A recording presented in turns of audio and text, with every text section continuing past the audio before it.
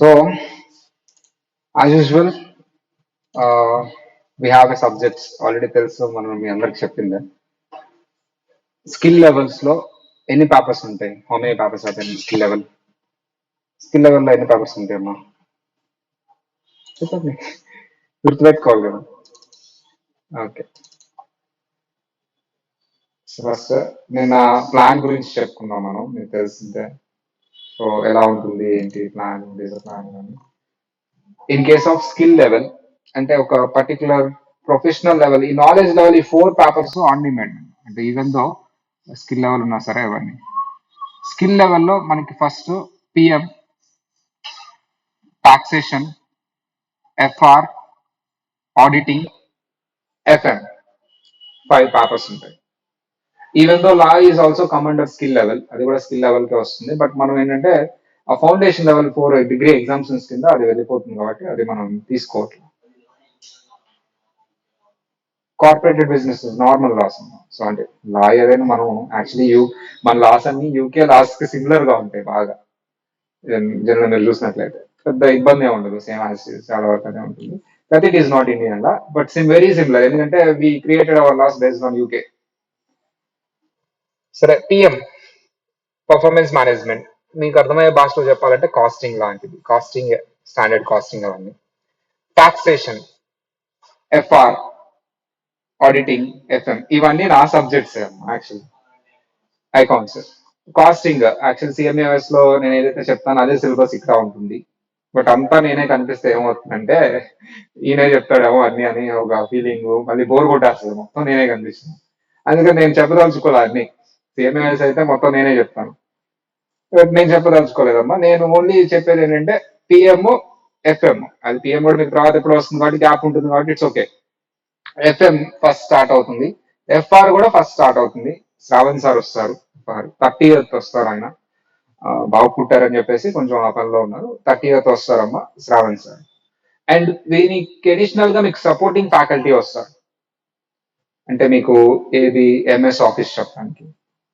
MS office చెప్తూ ఉంటారు వాళ్ళు టెక్నికల్ అన్ని చెప్తూ ఉంటారు వీటితో పాటు మనం షెడ్యూల్ వేసుకున్నాం అండ్ ఎఫ్ఎం నేను చెప్తాను మళ్ళీ ఇంకొక ఫ్యాకల్టీ చెప్తారు ఏంటి నేను చెప్పిందే మళ్ళీ ఆయన రివిజన్ చేస్తారు ఎంసీక్యూస్ చేపిస్తారు నేను కొన్ని మెయిన్ ఎంసీక్యూస్ చేస్తాను ఆయన ఏంటంటే రిమైనింగ్ రిపీటెడ్ ఎంసీక్యూస్ ఉంటాయి అవి చేస్తాను అంటే ఎఫ్ఎం నేను చెప్తాను ఇంకొక ఫ్యాకల్టీ చెప్తారు ఎఫ్ఆర్ కూడా అంతే శ్రావణ్ సార్ చెప్తారు అండ్ ఇంకొక ఫ్యాకల్టీ చెప్తారు సేమ్ అదే మళ్ళీ కొత్తగా ఏం చెప్పారు అలా ఈ రెండు కోచింగ్ జరుగుతూ ఉంటుంది యాజ్ యూజువల్ ఎఫ్ఎం ఈ రోజు స్టార్ట్ చేసింది ఎఫ్ఆర్ ఎప్పుడు స్టార్ట్ అవుతుంది 38 ప్రాబుల్లీ లేదా జనవరిలో స్టార్ట్ అవుతుంది కొంచెం 30th అన్నారు బట్ ఆ డేట్ కొంచెం డిలే అవ్వచ్చు ఇది మన plan as usual we can start FM financial management చాలా ఈజీ అమ్మా సబ్జెక్ట్ చాలా మంది భయపడాల్సిన అవసరం లేని సబ్జెక్టు అండ్ ఇది కాంప్లికేషన్ తో సంబంధం లేని సబ్జెక్ట్ అంటే ఇంతకు ముందు నాకేం రాదు అసలు ఇది తెలియదు ఇది అలాంటిది సబ్జెక్ట్ కాదు ఇది ఏమి రాని వాళ్ళు కూర్చున్నా అర్థమైపోయే సబ్జెక్ట్ ఇది అట్ ది సేమ్ టైం మన టీచింగ్ పార్ట్నర్ ఎలా ఉంటుందంటే జనరల్ లైఫ్ లో తీసుకునేవి కార్పొరేట్ లో జరిగేవి లింక్ చేస్తూ కాన్సెప్ట్ ని లింక్ చేస్తాం కాబట్టి ఈజీగా అండర్స్టాండ్ చేసుకోవచ్చు అసలు మీకు జీరో నాలెడ్జ్ ఏం తెలియదన్నా సరే మీకు వస్తుంది పేపర్ 100 marks కి మీకు ఎన్ని మార్క్స్ కావాలి పాస్ అవ్వాలంటే క్వాలిఫై అవ్వాలంటే you should get 50 marks and 3 sections in the paper first one section A section B section C section A లో ఎన్ని ఉంటాయమ్మా 15 క్వశ్చన్స్ ఉంటాయి ఎంసీక్యూ క్వశ్చన్స్ ఒక్కొక్క క్వశ్చన్ ఎన్ని మార్క్స్ వస్తుంది 2 marks each and 30 marks section B small case studies ఉంటాయి at the same time ఇవి కూడా ఎంసీక్యూసే బట్ ఏంటంటే కొన్ని నేను ఎంసీక్యూ ప్యాటర్న్ లో అడగలేను కొన్ని కాన్సెప్ట్స్ ని పెద్ద కంటెంట్ ఇచ్చి దాని కింద క్వశ్చన్స్ అడగాలి ఇప్పుడు ఎన్బీబీ క్యాలిక్యులేట్ చేయమని చిన్న పారా ఇవ్వలేను పెద్ద కంటెంట్ ఇవ్వాలి సో దట్స్ వై ఇవి కేస్ స్టడీస్ అంటారు అంతే నిజానికి అవి ఎంసీక్యూసే అక్కడ ఒక 30 marks 3 case studies 10 each so 2 case studies 10 each అమ్మా ఈ 3 కేస్ స్టడీస్ లో 2-3 క్వశ్చన్స్ డివిజన్ అన్నప్పుడు డివిజన్ ఉంటుంది so 10 each section C descriptive అమ్మా that's why we are training with the typing అంటే చాలా పెద్ద టైపింగ్ ఏం కాదమ్మా నార్మల్ టైపింగ్ స్కిల్ మీరేం భయపడాల్సిన అవసరం లేదు అది ఈజీగానే ఉంటుంది అట్ ది సేమ్ టైం మనం ఇక్కడ ప్రాక్టీస్ చేస్తాం అసలు ఇక్కడతోనే మీకు అయిపోతుంది ఎగ్జామ్ అందరూ అదే ఫోకస్ చేస్తారు ఈ టైపింగ్ లో ఏంటంటే మనం ఏదైతే అందరూ వదిలేస్తారో దాని మీద ఎక్కువ ఫోకస్ చేస్తారు ఇది స్కోరింగ్ ఎక్కువ ఉంటుంది కాబట్టి సో అలా మొత్తం ఓవరాల్ గా మనం 50 రావడం అనేది చాలా ఈజీ. క్లాస్ లో ఒకటే మనం క్లాస్ లో చెప్పినవన్నీ నీట్ గా చదువుకొని మనం ప్రాక్టీస్ చేయమన్నప్పుడు ఆ సిస్టమ్ ముందు మీరు క్లాస్ లో మనం ఏదైతే షెడ్యూల్ వేసామో ఆ షెడ్యూల్ రెగ్యులర్ గా ఫాలో అవ్వండి. ఇంక ఎడిషనల్ గా మీరు రూమ్ కి వెళ్ళేసేసి ఎడిషనల్ గా ఎక్కువ అవర్స్ స్పెండ్ చేయాల్సిన అంత అవసరం ఏమి ఉండదు ఇక్కడ. జస్ట్ ఆ షెడ్యూల్ రెగ్యులర్ గా ఫాలో అయితే సరిపోతుంది, ఈజీగా పాస్ అయిపోతారు. కానీ ఏమవుతుందంటే ఇక్కడ కొంతమంది రెగ్యులారిటీ మిస్ అవుతారు, ఈ ఏందో పర్లేదు కాకపోతే ఆ బ్యాక్లాగ్స్ అనేవి ఎక్కువ పెట్టుకోరు. మళ్ళీ రికార్డింగ్స్ చూసేసి మళ్ళీ ప్రాక్టీస్ చేసేయండి. సండే అలా గ్యాప్ ఇస్తాను కదా నేను, అప్పుడు కవర్ అప్ చేస్తాను ఒకవేళ మిస్ అయినా ఇక్కడ. నెగిటివ్ మార్కింగ్ ఉండదు, మగప్ ఉండదు, 3 hours exam. June March June September and December ఇవన్నీ skill level technical level conceptual material ఇస్తాను, ఇవన్నీ మెటీరియల్ ఇస్తానమ్మా చిన్నగా. సో ప్రస్తుతానికి ఇప్పుడు ఇస్తారు మీకు వెళ్ళిపోయేటప్పుడు. ఎఫ్ఎం ఆల్రెడీ పీడిఎఫ్ పంపించుంటారు. సేమ్ అలాగే కాన్సెప్ట్స్ మెటీరియల్, సేమ్ అలాగే వీళ్ళకి వచ్చినట్టు కాన్సెప్ట్స్ మెటీరియల్ వస్తుంది ఇలాగా. సో ఇలా మెటీరియల్ వస్తుంది మీకు. నెక్స్ట్ ఎఫ్ఎం జనరల్ అది ఫైనాన్స్. ఎస్ఎఫ్ఎం ఏదైతే ఉందో ఆ మెటీరియల్ వాళ్ళకి ఏదైతే ఇచ్చామో సేమ్ అదే కంటెంట్ ఇక్కడ ఉంటుంది. కాన్సెప్ట్స్ అనమాట, విత్ ఎగ్జాంపుల్స్. ఫైనాన్షియల్ మేనేజ్మెంట్ ఏవే ఉంటాయేమో topics: financial management function and financial management environment, working capital management, investment appraisal, business finance, business valuation, risk management. ఇవన్నీ స్టార్ట్ చేసే ముందు నేను డైరెక్ట్ గా స్టార్ట్ చేయను, అసలు ఎఫ్ఎం బేసిక్స్ చెప్తాను ఫస్ట్. అసలు ఫైనాన్షియల్ మేనేజ్మెంట్ అంటే ఏంటి, ఆల్రెడీ ఇక్కడ కూడా ఉంటుంది కానీ అన్ని లింకింగ్ ఉండదు. అసలు ఫైనాన్షియల్ మేనేజ్మెంట్ అంటే ఏంటి, అక్కడ ఏమేమి వర్డ్స్ ఉంటాయి, టర్మినాలజీ ఏముంటుంది, సేమ్ అలాగే కొంతవరకు బేసిక్ వర్క్ చేయాలి మనం. మీకు ఇచ్చిన మెటీరియల్ జస్ట్ ఒక సమ్ పార్ట్ ఇచ్చాను, తర్వాత ఇంకా నేను డీటెయిల్ గా ఈచ్ అండ్ ఎవ్రీథింగ్ చెప్పుకుంటూ వస్తాను. అలా మనం ఈ సెక్షన్స్ అన్ని డిస్కస్ చేస్తూ ఉంటాం. So let's start with FM basics. FM basics నుంచి స్టార్ట్ చేద్దాం. అసలు ఎఫ్ఎం అంటే ఏంటి? సో ఇవన్నీ మీకు ఆల్రెడీ ఐడియా ఉండి ఉంటుంది, చదివారు కాబట్టి. కోచింగ్ తీసుకున్నారా? Group 2 coaching తీసుకున్నారమ్మా?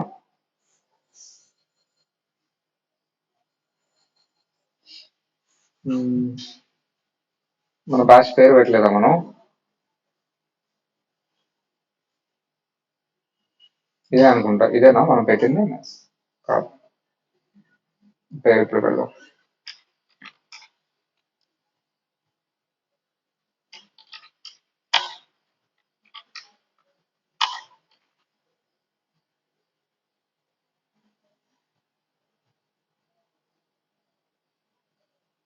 Yeah, first topic FM full form ఏంటన్నా? What is FM? Financial management. Financial management ఇది కొత్తగా క్రియేట్ అయింది కాదు, ఎవాల్యుయేషన్ ద్వారా వచ్చింది over a period of time. For example if you take the ఆది మానవులు అంటారు కదా, అంతా ఒకేసారి నేర్చుకున్నారా? ఫస్ట్ ఫైర్ ఎలా ఇవన్నీ కనిపెట్టుకుని నేర్చుకున్నారు, చిన్న చిన్నగా ఎవాల్వ్ అవుతూ వచ్చాము. ఇది కూడా అంతేనమ్మా. ఫస్ట్ మనకి అంతకుముందు బాటర్ సిస్టమ్ ఉండేది, తర్వాత ఫండ్స్ వచ్చినాయి, తర్వాత మనకి ఫైనాన్షియల్ లిటరసీ ఎంత ఇంపార్టెంట్ అంటే లైఫ్ లో. వితౌట్ ఫైనాన్షియల్ లిటరసీ మన లైఫ్ ప్రశాంతంగా ఉండదు. ఎందుకు అంటే మీకు కరెక్ట్ గా చెప్తాను ఒక ఎగ్జాంపుల్. చాలా మంది ఇది అంటూ ఉంటారు, అది కరెక్టే, డబ్బులే అన్ని కాదు, కానీ డబ్బులు ఇంపార్టెంట్. Money matters. ఫండ్స్ మీరు సరిగ్గా మేనేజ్ చేయలేకపోతే చాలా చాలా చాలా ప్రశాంతత కోల్పోతారు. Funds financial literacy is very important. Financial discipline is also very important. చాలా మంది ఇప్పుడు లైఫ్స్ అంతా గజిబిజి అయిపోయినాయి అంటే ఫైనాన్షియల్ లిటరసీ లేకపోవడం వల్ల, ఫైనాన్షియల్ డిసిప్లిన్ లేకపోవడం వల్ల. వాళ్ళ స్పెండింగ్స్ కంట్రోల్ ఉండదు, వాళ్ళ ఎర్నింగ్స్ కి సంబంధం ఉండదు, ప్లాన్ చేసుకోరు. యాజ్ ఎ ప్రొఫెషనల్ గాయ్ మనం ఏం చేస్తాం సార్ అంటే, యా, స్లోలీ ఇంగ్లీష్ ప్రిఫర్ చేస్తానమ్మా డెఫినెట్లీ. సో మోస్ట్లీ ఇంగ్లీషే ఉంటుంది, జస్ట్ అక్కడక్కడ మీకు తెలుగు, ఈవెన్ తో నేను తెలుగు యూజ్ చేసిన దాన్ని మళ్ళీ ఇంగ్లీష్ లో రిపీట్ అవుతుంది. ఓకే, తెలుగు వాళ్ళ కోసం అది రిపీట్ చేస్తాను. రైట్. సో మోస్ట్లీ మనం ఏం చేస్తాం generally, we go to shop. ఎంత పర్చేస్ చేస్తాం? ఫర్ ఎగ్జాంపుల్ ఒక పెన్ పర్చేస్ చేయాలనుకుంటున్నాం, మీకు ఎంత ఫండ్ కావాలి? 5 రూపీస్, 10 రూపీస్ కదా. దెన్ ఒక కార్ పర్చేస్ చేయాలనుకుంటున్నారు, ఎంత ఫండ్ కావాలి? Car, you need 5 lakhs to 4 lakhs. Pen purchase చేసినప్పుడు ఆలోచిస్తారా? నో. బట్ కార్ పర్చేస్ చేస్తున్నప్పుడు ఏం ఆలోచిస్తారు? ఎంత ఎంత డబ్బులు ఉన్నాయి మన దగ్గర లేవు, సో ఇవన్నీ. ఎలా తెచ్చుకోవాలి. పోనీ ఒక ఐడియా ఉంటుంది కదా, ఎప్పుడు కొంటారు car? When will you purchase? When will you purchase అమ్మా? ఎబిలిటీ. సో మైల్డ్ ఐడియా ఉంటుంది కదా అది. After 2 years, after 3 years, after 4 years ఒక గోల్ పెట్టుకుంటాం కదా, ఒక 3 years, 4 years బిల్డింగ్ పర్చేస్ చేయాలని. So after 4 years, for example, we have chosen after 4 years, I need to purchase a building in Guntur, or I need to purchase a car, ఏదో ఒక Audi కానీ ఏదైనా. Funds I want 10 lakh rupees. Okay, from where this 10 lakh rupees will come? How should we earn? ఎలా earn చేయాలి? First option get qualified and getting into the job and earning the salary. Second option, doing the business. Third option, robbery. అంతే కదమ్మా, robbery. అంటే they are different options are there. Legal is there, illegal is there. So ఇక్కడ ఏంటంటే sir, we are arranging money 10 lakh rupees within a span of 4 years. First question, time consider చేస్తున్నానా, money consider చేస్తున్నాను? Time, ఇక్కడ time important, money important? 10 lakhs time consider చేయాలా, ఇక్కడ 4 years అనేది consider చేయాలా? Which one is important? టైమా? So for decision making both are relevant, money and time. ఆ 10 lakhs ఈ రోజు లేవు మీ దగ్గర, ఎప్పుడు వస్తాయి? 4 years. At a time 4 years వస్తాయా, over a period of time వస్తాయా? Over a period of time you get a 10 lakh rupees over a period of time. Or ఇంకొక ఆప్షన్ కూడా ఉంది, after 4 years you get 10 lakh rupees at a time. రెండు ఒకటేనా, సిమిలరా, డిఫరెంటా? Both are different. So getting 10 lakh rupees over a period of time is different. Getting 10 lakh rupees after 4 years is different. And I am having 10 lakh rupees at this time is also different. ఇక్కడ amount 10 lakhs, but ఏం difference ఉంటుంది? 10 lakhs at this time, 10 lakhs over 4 years, 10 lakhs after 4 years. 10 lakhs is similar, amount is similar, but the time is different. Guess చేసి చెప్పండి, mild guess. Which 10 lakhs has more value? More valuable. Okay, over a period of time.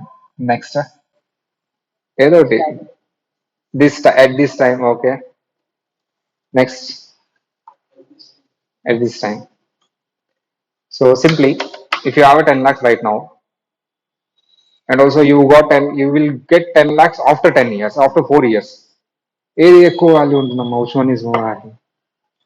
ఇప్పుడు after 4 years, ఇప్పుడున్న value టైంకి ఎక్కువ value ఉంది. For example మీరు చూసినట్లయితే చిన్నప్పుడు మీకు ఒక 100 రూపీస్ ఇస్తే దానికి వాల్యూ ఎక్కువ ఉందా, తక్కువ ఉందా?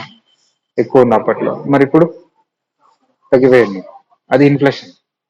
బట్ ఇర్రెస్పెక్టివ్ ఆఫ్ దట్, ఇప్పుడు వచ్చే 10 lakhs కి right now and after 4 years, 4 years తర్వాత వచ్చే 10 lakhs కి, ఈ రెండిట్లో వాల్యూ ఏది ఎక్కువ ఉంటుందంటే ఈ 10 lakhs కి వాల్యూ ఎక్కువ ఉంటుంది. రీజన్ ఏంటి సార్? ఫర్ ఎగ్జాంపుల్ దీన్ని 4 years కి ఈక్వల్ చేస్తున్నాను నేను. ఇది బ్యాంక్ లో వేసాను 10 lakhs, ఇప్పుడు వెళ్ళి ఏమొస్తుంది? ఇంట్రెస్ట్. అంటే 4 years తర్వాత 10 lakhs ఉంటుందా, 10 lakhs plus interest? For example అదొక 3 lakhs వస్తుంది అనుకోండి, అంటే 4 years తర్వాత దీని వాల్యూ ఎంత అవుతుంది? 13 lakhs. That's why this value has more interest. దాన్ని టైం వాల్యూ ఆఫ్ మనీ అంటారు. This concept is called time value of money.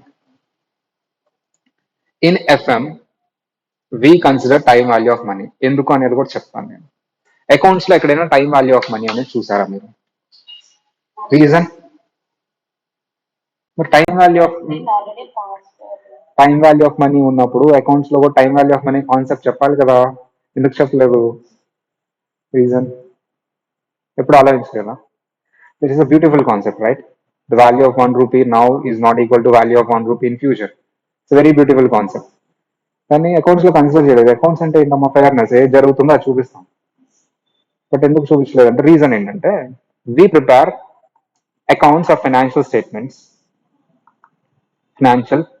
Statements for 1 year. ఒక ఇయర్కి ప్రిపేర్ చేస్తాం ఆ ఇయర్లో జరిగేది. Within 1 year, generally we should not consider time value of money. We consider time value of money if it is greater than 1 year. For example, ఈ year లోనే వచ్చింది, ఈ ఇయర్ లోనే వెళ్ళిపోయింది, ఆ రెండింటిని ఈక్వల్ గానే చూస్తాను. ఇన్ రియాలిటీ డిఫరెన్స్ ఉండొచ్చు, ఎందుకంటే ఈ రోజుకి రేపు ఉన్న మనీకి డిఫరెన్స్ ఉంటుంది డెఫినెట్లీ. బట్ మనం థియరిటికల్ గా పేపర్ మీద ఆ అకౌంట్స్ లో with in 1 year time value of money negligible అంటాం. If it is greater than 1 year, if one amount is coming greater than after 2 years, after 3 years, then time value of money come into the picture. Within 1 year, we should not consider time value of money. Consider చేస్తామా చేయమా అమ్మ? Time value of money consider చేయము with in 1 year. అందుకని accounts లో అది రాదు. Accounts ఎప్పుడు yearly. మరి ఇక్కడ ఎఫ్ఎం లో ఎందుకు కన్సిడర్ చేస్తున్నారు? Why you are considering time value of money in FM? Because accounts ఆ ఇయర్ కి ప్రాఫిట్ ఎంతో చెప్తాం అంతే, ఆ ఇయర్ కి ప్రాఫిట్ లాస్. బట్ ఎఫ్ఎం అంటే ఫైనాన్షియల్ మేనేజ్మెంట్. అంటే ఒక ప్రాజెక్ట్ తీసుకున్నారు మీరు, ఒక ఎంగేజ్మెంట్ ఆర్ ఒక బిజినెస్ స్టార్ట్ చేశారు. ఒక ప్రాజెక్ట్ ఒక ఇయర్ ఉంటుందా, over a period of time ఉంటుందా? Example, you want to start hospital in బాడీపేట్. This is the project. ఈ హాస్పిటల్ ఒక ఇయర్ లో అని చూస్తామా, ఆ ప్రాజెక్ట్ మొత్తం చూస్తామా? ప్రాజెక్ట్ మొత్తం అంటే ఎన్ని ఇయర్స్? ఒక 10 years తీసుకుందాం ప్రాజెక్ట్. 10 years తర్వాత బిల్డింగ్ పాడైపోతుంది something. Hospital 10 years project. 10 years లో ఫస్ట్ ఇయర్ అంటే 0 year, మా జనరల్ గా అందరూ ఏమనుకుంటారు, first year, second year, third year, అలా 10 years అనుకుంటారు. We have also 0 year. Now now we have initial అవుట్లే of 20 lakhs. Over a period of time inflow వస్తుంది. మొత్తం ఈ అవుట్ఫ్లోని, ఈ బెనిఫిట్ ఇన్ఫ్లోని మొత్తాన్ని ప్రజెంట్ తెచ్చి కంపేర్ చేస్తాను. డైరెక్ట్ గా కంపేర్ చేయను. అకౌంట్స్ లో అయితే డైరెక్ట్ గా కంపేర్ చేస్తాను. ఎందుకు? అకౌంట్స్ అన్ని విత్ ఇన్ ద ఇయర్ ఉంటాయి. But in FM we're comparing this 0 year with the 10th year. We're comparing this 0 year amount with the 5th year or 6th year. More than 1 year వెళ్తున్నాం కాబట్టి compulsory FM లో ఏ concept కూడా వస్తుంది, time value of money. Reason ఏంటి? Because in FM we evaluate the project. Project is not restricted to 1 year. Project is for over a period of time. It is more than 1 year. It is more than 1 year, 5 year, 4 year, 10 year, ఏదైనా 3 years. So if it is more than 1 year, we should consider time value of money. Definitely. So that's why ఎవరైనా సరే FM subject నేర్చుకోవాలంటే first basic concept ఏం నేర్చుకోవాలమ్మా? Time value money. ఇది accounts లో రాదు, compulsory ఎక్కడ మాత్రమే వస్తుంది? ఎఫ్ఎం లో. రీజన్ అర్థమైందా? కాస్టింగ్ లో కూడా మనం కన్సిడర్ చేయాలి, because costing is also 1 year. If it is greater than 1 year, then we consider time value of money in costing also. In FM, we should not consider or we should not restrict it to 1 year. Decision is not restricted to 1 year. Decision is regarding over a period of time. Decision is irrelevant of accounting period. If you take the decision, అమ్మ మీరు ఈ year ను దృష్టిలో పెట్టుకుని decision తీసుకుంటారా, life మొత్తాన్ని దృష్టిలో పెట్టుకుని డెసిషన్ తీసుకుంటారా? You consider your entire life and you take the decisions. Not this year, this 2021, not this 2022. You consider the entire life and you take the decision accordingly. Decision making is irrespective of period. They are, of course, they are short-term decisions, they are long-term decisions. If we are evaluating project means the project is a long-term project mostly. So most of the projects are the long-term project. For example, if you take the movie short-term project or long-term project. కొన్ని short term ఉంటే short film ఉంటుంది, long. అలాగే movies తీసుకున్నప్పుడు short film ఉండి long film ఉన్నట్టు projects కూడా we have a short term projects and also long term projects. Mostly decision making is regarding more than 1 year accounting periods. That's why we consider time value of money in FM. అది నేను basics లో first చెప్తాను. Second basics, FM మీకు అర్థం అవ్వాలంటే ఇంకొక basic. First basics ఏం నేర్చుకోవాలి? టైం వాల్యూ ఆఫ్ మనీ ఎలా కన్సిడర్ చేయాలి, ఎలా క్యాలిక్యులేట్ చేయాలి, అది. Second basics, terminology. Terminology అంటే ఏంటి sir? First of all I will introduce one thing, capital budgeting. What is this capital budget? What is working capital? What is this working capital? Cash flows. What is this cash flows? What is the difference between cash flows and net net profit? Next one, net worth. What is net worth? Next one, current ratio. What is current ratio? Why it is calculated? Liquidity. What is liquidity? Leverage. What is leverage? These are all terms are technical terms. చాలా easy అమ్మా, కాకపోతే ఒక పేరు పెట్టాడు అంటే ఏదో జరిగేదానికి ఒక పేరు పెట్టాలి కాబట్టి పెట్టారు. అవి నెక్స్ట్ ఉంటుంది బేసిక్స్ లో టర్మినాలజీ. నెంబర్ 3, మీ క్యాపిటల్ బడ్జెటింగ్ లోనే కొంచెం టర్మినాలజీలోనే కవర్ అవుతుంది, బట్ దాన్ని కొంచెం ఎక్స్టెండ్ చేస్తాను. COC, cost of capital. అంటే మీరు తెచ్చుకున్న ప్రతి మనీకి కాస్ట్ ఉంటుంది. అక్కడే మీకు ఆపర్చునిటీ కాస్ట్ అనే కాన్సెప్ట్ కూడా వస్తుంది. అది టర్మినాలజీలో లింక్ చేసుకుంటూ చెప్తాను. ఫర్ ఎగ్జాంపుల్, మీరు ఒక బ్యాంక్ దగ్గరికి వెళ్ళి ఒక 20 lakhs లోన్ తీసుకొచ్చారు. What is the cost of the 20 lakhs? Interest.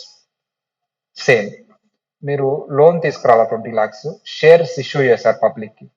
What is the cost of the 20 lakhs share capital? Share capital cost ఎంత? ఫ్రీనా అమ్మా? So whatever the expectations of the shareholders, interest is fixed, but dividend is not fixed. అందుకనే expectation of share holders అంట estimate చేస్తాం. అలా cost of capital. ఇవి basics. దేనికి? FM. ఈ basics చాలా, నేను డిఫాల్ట్ గా అకౌంట్స్ చెప్పినా అంతే చెప్తాను, కాస్టింగ్ చెప్పినా అంతే చెప్తాను. బేసిక్స్ మీకు పర్ఫెక్ట్ గా ఉన్నారు, స్ట్రాంగ్ గా ఉన్నారు బేసిక్స్. ఈ 3 బేసిక్స్ రియల్లీ అమ్మా. బేసిక్స్ మీరు ఎక్కడ అడిగినా చెప్తారు, ఎప్పుడైనా చెప్తారు. బ్లడ్ లో పంపించేశారు బేసిక్స్ ని, అకౌంట్స్ కానీ, ఎఫ్ఎం కానీ, కాస్టింగ్ కానీ. ఏ టాపిక్ అన్నా మీరు ఓన్ గా చదివినా అర్థమైపోతుంది. టీచింగ్ అవసరం, మీరు ఓన్ గా మెటీరియల్ చదువుకుంటూ వెళ్ళిపోయి చదువుకున్నా అర్థమైపోతుంది. ఏవి స్ట్రాంగ్ గా ఉంటే బేసిక్స్. ఏ టాపిక్, ఎనీ టాపిక్. కొంచెం హై అండ్ డెరివేటివ్స్ అవి ఉంటాయి, ఇక్కడ మనకి లేవులే ఎఫ్ఎం లో. షేర్ మార్కెట్ అక్కడ బేసిక్స్ చెప్పట్లే ఇక్కడ, ఎందుకంటే మన సిలబస్ లో లేదు. జస్ట్ కొంచెం ఉంటాయి సిమిలారిటీ, అది వరకు డీల్ చేస్తాను. అంటే బేసిక్స్ స్ట్రాంగ్ గా ఉంటే వెళ్ళిపోతుంది.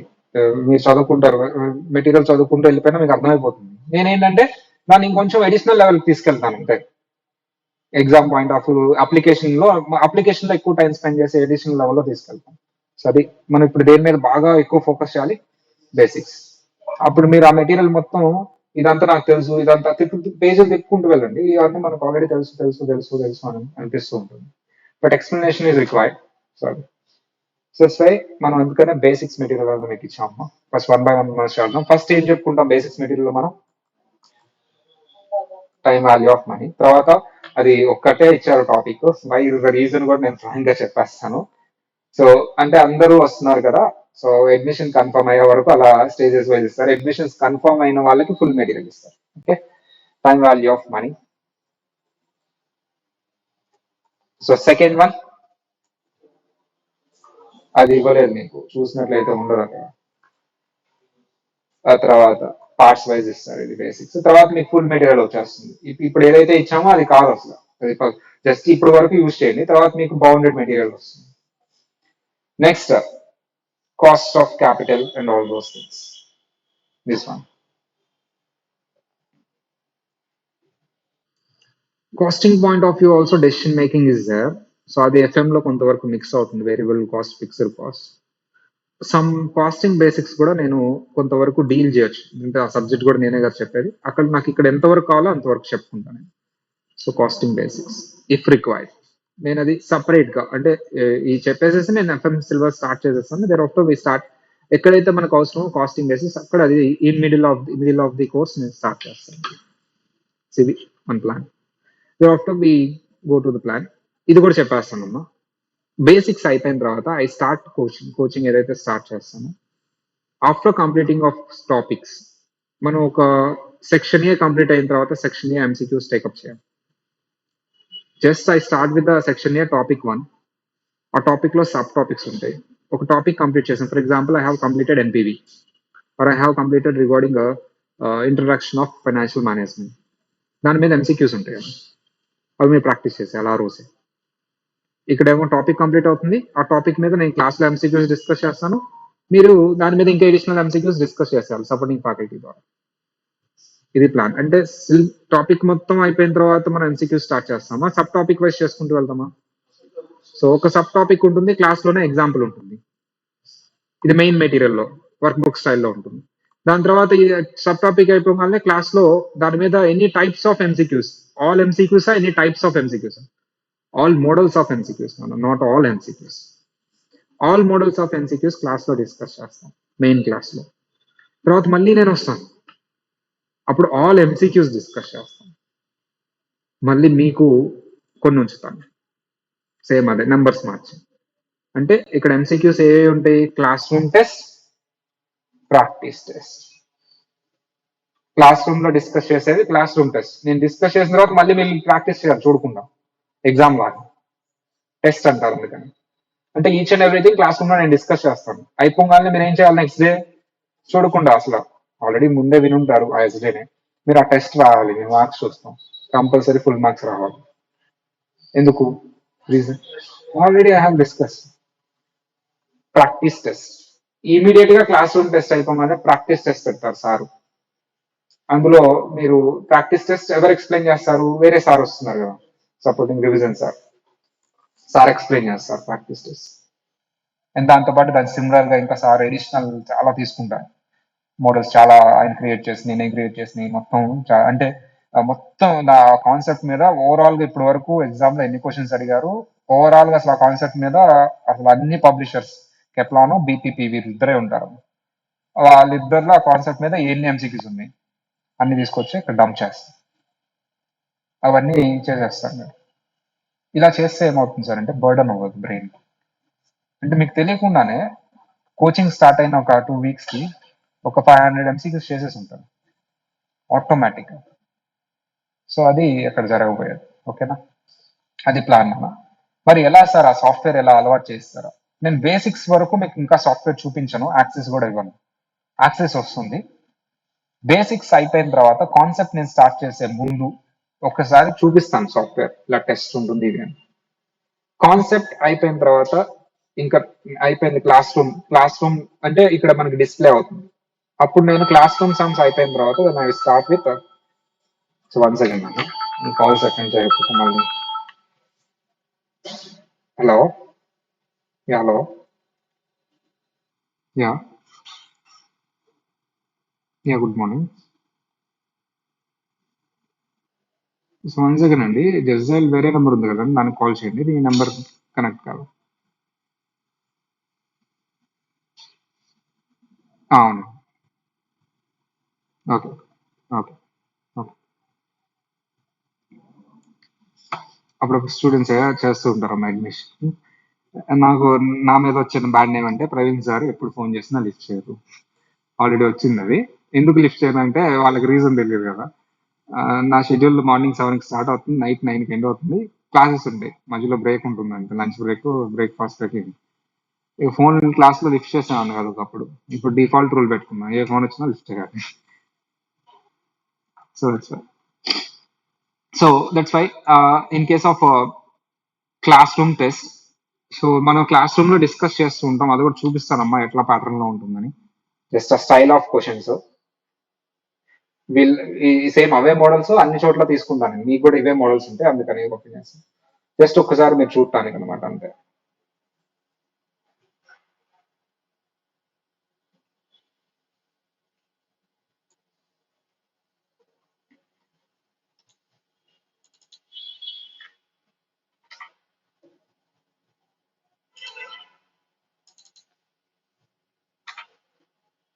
This way the question will display, అది మీరు చదువుతారు, నేను ఇలా ఆప్షన్స్ డిస్ప్లే చేస్తాను, మీరు క్యాలిక్యులేట్ చేస్తారు. ఫర్ ఎగ్జాంపుల్ మహేష్ క్యాలిక్యులేట్ చేసి ఆప్షన్ ఏ చెప్పాడు, ఐ రైట్ హియర్, ఒక నిమిషం, మహేష్ అని రాస్తాను, అబ్దుల్ అని రాస్తాను, ఆర్ ఇంకొక ఎవరు ఆన్లైన్ వాళ్ళు చెప్తూ ఉంటారు, వాళ్ళ పేర్లు రాస్తాను, ఏ ఆన్సర్ వస్తాను, ఇంకొక వేరే వాళ్ళు చెప్తే వాళ్ళ పేర్లు రాసుకుంటూ వెళ్తాను. వేరే ఆఫ్టర్ తర్వాత ఏం చేస్తాను, నేను ఇక్కడ ఆన్సర్ సాల్వ్ చేస్తాను, this is the space for solution, neat గా తర్వాత ఆన్సర్ డిస్ప్లే చేస్తాను.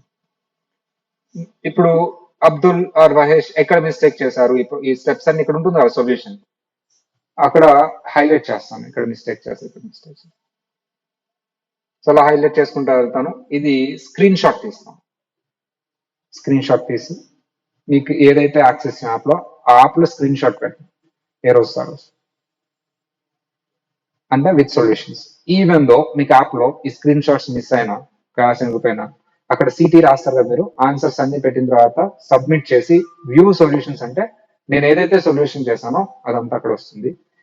కరెక్ట్ ఆన్సర్ కి వస్తుంది, ఇన్కరెక్ట్ ఆన్సర్ కూడా వస్తుంది సొల్యూషన్. ఎందుకు కరెక్ట్, ఎందుకు ఇన్కరెక్ట్, అక్కడ అలా చేసిన వాళ్ళకి ఎందుకు ఇన్కరెక్ట్ అంటే 4 ఆప్షన్స్ కి సొల్యూషన్ ఉంటుంది. అదంత అవసరం లేదు, జనరల్ కరెక్ట్ ఆన్సర్ డిస్ప్లే అవుతుంది. అక్కడ ఇన్కరెక్ట్ ఆన్సర్ ఏంటంటే జనరల్ గా మనకి అక్కడ ఏం మిస్టేక్ చేయొచ్చు అనే కంటెంట్ ఒకవేళ అంటే అన్నింటికి అది పాసిబుల్ కాకపోవచ్చు, దీనికైతే పాసిబుల్ కాదు వాల్యూ కాబట్టి. సరే, థియరిటికల్ కి పాసిబుల్ అవుతుంది, ఎందుకంటే 4 ఆప్షన్స్ కి మనకి రీజన్ ఉంటుంది, వీటికి పాసిబుల్ కాదు. అలా నెక్స్ట్ క్వశ్చన్ ఇలా చూపిస్తాను, ఇలా వస్తుంది. ఇన్ కేస్ ఇక్కడ స్పేస్ సరిపోలేదంటే మనం ఇది తీసుకుంటాం సొల్యూషన్ కి, ఇది స్క్రీన్ షాట్ పెడతాం, ఇక్కడ సొల్యూషన్ చేస్తాం. ఇలా ఇలా మొత్తం డిజిటల్. నెక్స్ట్ ఇలా క్లాస్ రూమ్ లో ఇవన్నీ డిస్కస్ చేస్తాం కాన్సెప్ట్ అయిపోయిన తర్వాత. So what is the advantage of this sir అంటే, మీరు కాన్సెప్ట్ విన్నప్పుడు వచ్చినట్టే ఉంటుందమ్మా, ఒక క్లారిటీ వస్తుంది. కానీ దాని మీద ఎంసీక్యూస్ చేసినప్పుడు హై ఎండ్ నాలెడ్జ్ వస్తుందమ్మా కాన్సెప్ట్ మీద. అంటే ఇంకా కంప్లీట్ నాలెడ్జ్ వచ్చేస్తుంది, అంటే ఎక్స్ట్రీమ్ ఎండ్స్ అన్నమాట. అంటే ఆ కాన్సెప్ట్ తెలుసు అని కాదు, ఆ కాన్సెప్ట్ నాకు గ్రిప్ ఉంది అంతవరకు వెళ్తారు ఎంసీక్యూస్ చేస్తే. అది ఇంపార్టెన్స్ ఆఫ్ ఎంసీక్యూస్. అంటే దాని మీద వెరైటీ ఆఫ్ ఎంసీక్యూస్ అడుగుతాడు, దాని అప్లికేషన్ మీద అడుగుతాడు, దాన్ని ప్రాక్టికల్ గా అప్లై చేసి క్వశ్చన్ ఫ్రేమ్ చేసి అడుగుతాడు. ఇంకా కాన్సెప్ట్ మీరు ఎవరు అడిగినా సరే మీ నుంచి చెప్పేసేయగలం ఇది హై ఎండ్ లో, ఏదో తెలిసినట్టు కాకుండా. That is advantage of MCQs. అలా వెళ్తుంది. మళ్ళీ ఇమీడియట్ గా ఈ క్లాస్ రూమ్ టెస్ట్ అయిపోయింది, ఇమీడియట్ గా అయిపోయినప్పుడు మీలో ఒక లీడర్ ఉంటారు క్లాస్ రూమ్. వాళ్ళని ఏం చేస్తామంటే ఈ టెస్ట్ అయిపోయింది, యాక్సెస్ ఇప్పించండి అని చెప్తాం. డిపార్ట్మెంట్ దగ్గరికి వెళ్ళి ఈ క్లాస్ రూమ్ టెస్ట్ ఇమీడియట్ గా వచ్చేస్తుంది. మీరు కూడా ఆ రోజు నైట్ కల్లా ఆ టెస్ట్ కంప్లీట్ చేసేయాలి, ఇక్కడ కూర్చోనో లేకపోతే రూమ్ లో కూర్చోనో. ఆ రోజు నైట్ కట్ ఆఫ్ డేట్, అలా నెక్స్ట్ డే ఒక రోజే గ్యాప్ ఇస్తాం. ఎందుకు, దాని తర్వాత ఏ సార్ వచ్చేస్తారు, మళ్ళీ రివిజన్ సార్ వచ్చేస్తారు, ప్రాక్టీస్ చేస్తారు. ఇవి చేయకుండా అవి చేయలేము మనం. సరే, రివిజన్ సార్ సిగ్నల్ ఇవ్వాలి, నేను ఎలా ఇస్తాను సిగ్నల్? మా అందరూ క్లాస్ రూమ్ టెస్ట్ చేశారా, yes sir done, then I call the revision sir. Revision sir వస్తారు, ఆ కాన్సెప్ట్ మీద రివిజన్ లో ప్రాక్టీస్ టెస్ట్ స్టార్ట్ చేస్తారు, నెంబర్ ఆఫ్ మెంబర్స్. ఇది ప్రాసెస్ ఆఫ్ క్లాస్. అలా టాపిక్ వైజ్ చూసుకుంటూ వెళ్తాం. అప్పుడు మీకు బర్డన్ ఉండదు, ఈజీగా అయిపోతుంది. సరే సార్, ఒక సెక్షన్ మొత్తం అయిపోయింది సార్, నాకు తెలుసా మా స్టూడెంట్ గురించి. అప్పుడు చెప్పినప్పుడు ఎన్పివి చాలా బాగా చేస్తారు, క్లాస్ లో ఏది అడిగినా చెప్తారు, అన్ని చేస్తారు, 100 వచ్చేస్తాయి ఎంసీక్యూస్. కరెక్ట్ గా సెక్షన్ ఏ అయిపోయి సెక్షన్ బి డిస్కస్ చేస్తున్నాడు, ఎన్పివి అంటే ఎప్పుడు చెప్పా ఉంటాను. నేను అందుకని ఏం చేస్తాను సార్ అంటే, సెక్షన్ ఏ అయిపోయింది ఫర్ ఎగ్జాంపుల్, మొత్తం కంప్లీట్ అయిపోయింది. సెక్షన్ ఏ మీద అంటే వీకెండ్ ఎగ్జామ్స్ కండక్ట్ చేస్తాం. Class room test, practice test కాకుండా ఏం ఎగ్జామ్స్ అమ్మా అంటే ఆ వీక్ లో జరిగిందంతా చదువుకోవాలి, ఎగ్జామ్ రాయాలి. అంటే థాట్ టైం రివిజన్ పడుతుంది. వీకెండ్ ఎగ్జామ్స్ ఎలా కండక్ట్ చేస్తారు సార్? Wednesday, Sunday. వీకెండ్ అంటే వీక్ లో కదా, అదే ఇక్కడ ప్రాబ్లం అవుతుంది. సండే సిలబస్ ఎక్కువ అయిపోతుంది మనకి, అందుకని డివైడ్ చేసేసాం వీక్ లో 2 days, Wednesday, Sunday. Wednesday class ఉంటుంది, కాకపోతే ఎగ్జామ్ ఆ టైంలో క్లాస్ ఉండదు. సిలబస్ చెప్తాను వెన్స్డేకి ఏ ఎగ్జామ్ అని. ఎప్పుడు చెప్తాను వెన్స్డే సిలబస్ అంటే, నేను సండే ఆర్ సాటర్డే చెప్పేస్తాను. సాటర్డే కానీ సండే కానీ మాక్సిమం మండే. వెన్స్డే సిలబస్ ఎప్పుడు చెప్తానమ్మా, మండే కానీ సాటర్డే కానీ ఏం చదవాలి. మరి సండే సిలబస్ ఎప్పుడు చెప్తాను, వెన్స్డే ఎగ్జామ్ అయిపోయిన తర్వాత ఇమీడియట్ గా చెప్తాను. అసలు ఏం చదవాలి, అది ప్రిపేర్ అవుతారు, సండే రాస్తారు. అంటే మీరు ఒకటి ఐడెంటిఫై చేయాలి, సండే రాబోయే ఎగ్జామ్ ఆల్రెడీ పాతది. వీకెండ్స్ అన్ని ఎప్పుడు సిలబస్ లో అమ్మా, ఆల్రెడీ మీరు పీటీ సిటీ కంప్లీట్ చేసినవి వీకెండ్స్ లోకి వస్తాయి. అంటే మళ్ళీ డైలీ పీటీ సిటీ రాస్తుంటారు కదా, అది ప్రజెంట్. అంటే ప్రజెంట్ ప్రిపేర్ అవుతున్నారు, ప్రజెంట్ ఎగ్జామ్స్ రాస్తున్నారు, ఇది సేమ్ టైం కూడా పాస్ట్ కూడా పీటీ సిటీ కంప్లీట్ అయినవి కూడా మళ్ళీ రాస్తున్నారు. అయిపోయింది సిలబస్ క్లోజ్, ఇంకొక సెక్షన్ ఉంది, అది కూడా అయిపోతుంది, అయిపోయింది. రివిజన్ ఎగ్జామ్స్ అవి ఎలా, డైలీ ఏం చదవాలని daily we give the schedule to this topic. Revision sir వస్తారు, ఆ టాపిక్ రివైజ్ చేస్తారు, ఎంసీక్యూస్ మెయిన్ పాయింట్స్ ఎక్స్ప్లెయిన్ చేస్తారు, వెళ్ళిపోతారు 1 hour అలా. ఆ డే మొత్తం మీరు కూర్చొని చదవాలి. అక్కడ ఎగ్జామ్స్ ఉంటాయి వీక్లీ, వాటిని రివిజన్ ఎగ్జామ్స్ అంటారు, ఓవరాల్ సిలబస్ మీద ఉంటాయి. కాకపోతే డే వైజ్ సిలబస్ వచ్చి పెడతాం వీక్లీ. అవి రివిజన్ ఎగ్జామ్స్ అంటారు, అవి అయిపోయినాయి. Next second level of revision exams. అక్కడ డే వైజ్ ఇవ్వను. 1 week section A, second week section B or section C. అలా నేను డే వైజ్ అయిన చదవాలి ఇవ్వకుండా సెక్షన్ పెట్టాల్సింది. Second level of revision exams. Number 3 semifinals, A B C D E F, అలా సెమీఫైనల్స్ అంటారు. Number 4 mock test, 100% of syllabus. So ఇప్పుడు అర్థమైందమ్మా లెవెల్ ఆఫ్ ఎలా జరుగుతుంది మన ప్యాటర్న్ ఏంటి అని. ఈ ప్రాసెస్ లో మనకి 2 కన్స్టెంట్స్ ఉన్నాయి, బీపీపీ కెప్లాన్. వాటిలో ఏదో ఒకటి మనం పర్చేస్ చేసుకోవాలి. మ్యాక్స్ టు మ్యాక్స్ నేను ఏం చేస్తాను అంటే సిఎంఏ వేస్ వాళ్ళకి కానీ ఎవరికైనా సరే పర్చేస్ చేసుకోవడానికి మనీ ఉండవు కాబట్టి నేను అవన్నీ కొనేసి చదివేసి ఉంటాను మొత్తం. నేను ఏం చేస్తాను, అవన్నీ చదివేసినవి నేను డిజైన్ చేస్తాను, చూపిస్తాను ఓన్ గా అవే మోడల్స్ యాజ్ ఇట్ ఈస్, నా ఓన్ ఎగ్జాంపుల్స్ తో. ఎందుకంటే కాపీ రైట్స్ ఇష్యూ వస్తుంది, అందుకని అవి మన యాప్ లో పెట్టేస్తాం. మీరు అవి జస్ట్ ఎవరి దగ్గర ఉంటాయి కదా స్టూడెంట్స్ చూసిన అవి ఇవి సిమిలర్ అన్ని మోడల్స్ కవర్ అయిపోయి ఉంటాయి. ఇంక ఇవి చదివారంటే అవి చేసేసుకుంటూ వెళ్ళిపోతుంది. నేను అలా చేసి మన యాప్ లో పెడుతూ ఉంటాను. సో ఇది ప్రాసెస్ మనం ఫాలో అయ్యాలి. లేదు సార్ నేను కొనుక్కుంటాను, అది నేను పబ్లిషర్ కొనుక్కుంటానంటే కొనుక్కోండి, అవి ఇవి ఇవి ఒకటే ఉంటాయి ఆల్మోస్ట్. మన ఇండియన్ ఎగ్జాంపుల్స్ ఉంటాయి ఇక్కడ, అక్కడేమో వాళ్ళు యూకే ఎగ్జాంపుల్స్. నెంబర్స్ మారుతాయి, అవన్నీ కాపీ రైట్స్ ఇష్యూ వస్తుంది కాబట్టి నేను అలా నా ఓన్ కంటెంట్ చేసుకుంటాను. నేను ఇచ్చే మెటీరియల్ కూడా నా ఓన్ కంటెంట్ తీసుకుంటాను, ఎందుకంటే ఒక్కసారి కాపీ రైట్స్ ఇష్యూ వచ్చిందంటే చాలా ప్రాబ్లం అవుతుంది. సరే ఇది ప్యాటర్న్. Okay, let start. మీకు అర్థమైంది ఇప్పుడు ఎలా వెళ్తుంది ఫ్లో అని. Let start with the basics.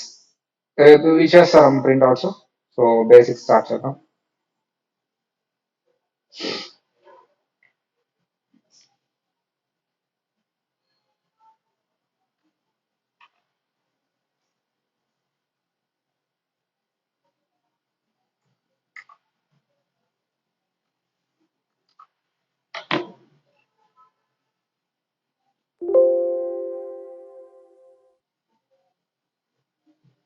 FM basics, financial management basics. First one, to run the business successfully, better decision should be taken. So if you have taken the wrong decisions, there may be a chances of losses and loss of the opportunities also. That's why the decision should be taken in a better manner. After analysis and after analyzing all the factors. All the factors means that may be a financial factors, that may be a non-financial factors. అంటే మనం financial factors చూడాలి, కానీ ఇక్కడ మనం deal చేసేది FM కాబట్టి mostly we focus on financial factors, but we also link the non financial factors sometimes. Even though if NPV is positive, even though you get the profit, we don't do that project because of other factor. So we just write that other factor, but our decision is accept the project. But even though you accept the project, so due to this other factor, we may reject it. మనం చూసే subject ఏంటమ్మా, financial management. That's why we focus on financial factors. That's why financial decision how much debt and how much equity we should take. So what is this debt and equity? For example, to start the business we need capital, own funds, loan funds. Own funds means we want to start a business in Brodipet లో ఏ business బాగుంటుందమ్మా at present? Restaurant బాగుంటుందా? Why? Students ఉన్నారు, సరే ఏ restaurant, చైనీసా లేకపోతే I mean Rayalaseema రుచులు అలాంటి type of restaurant, everything restaurant ఏదో ఒకటి అంటే ఫుడ్ కి సంబంధించి, బిర్యానీ ఇవి దొరికే రెస్టారెంట్ కావాలి. Okay right, we want to start a restaurant. How much money you need? 20 lakhs. So we have a two options to get the 20 lakhs. First of all, we have our savings of 10 lakh rupees or 12 lakh rupees. మన savings ఎంత ఉన్నాయమ్మా? 12 lakh rupees ఉన్నాయి. We have 12 lakh rupees, right? This is our own fund. Own fund means if I am a proprietor, it's my own fund. If I am a company, shareholder fund. Shareholder fund, nothing but I issue shares to the other parties. You are also owners of the company. Please purchase these shares. That is a share capital, equity share capital. So that is also own capital. But another 8 lakhs I will borrow nothing but loan funds. దీన్ని ఏమంటారు మా TET. దీన్ని ఏమంటారు equity. Equity అంటారు దీన్ని. ఈక్విటీకి other names ఏంటి? Share holder fund, own fund. So there is other names for equity, shareholder fund and own fund. So what is the other name for loan? Debt. So what is the difference between equity and debt? దీని గురించి మాట్లాడదాం. ఇదే పెద్ద topic అమ్మా, చాలా పెద్ద topic ఇది. So I need differences between equity. So what is the meaning of equity?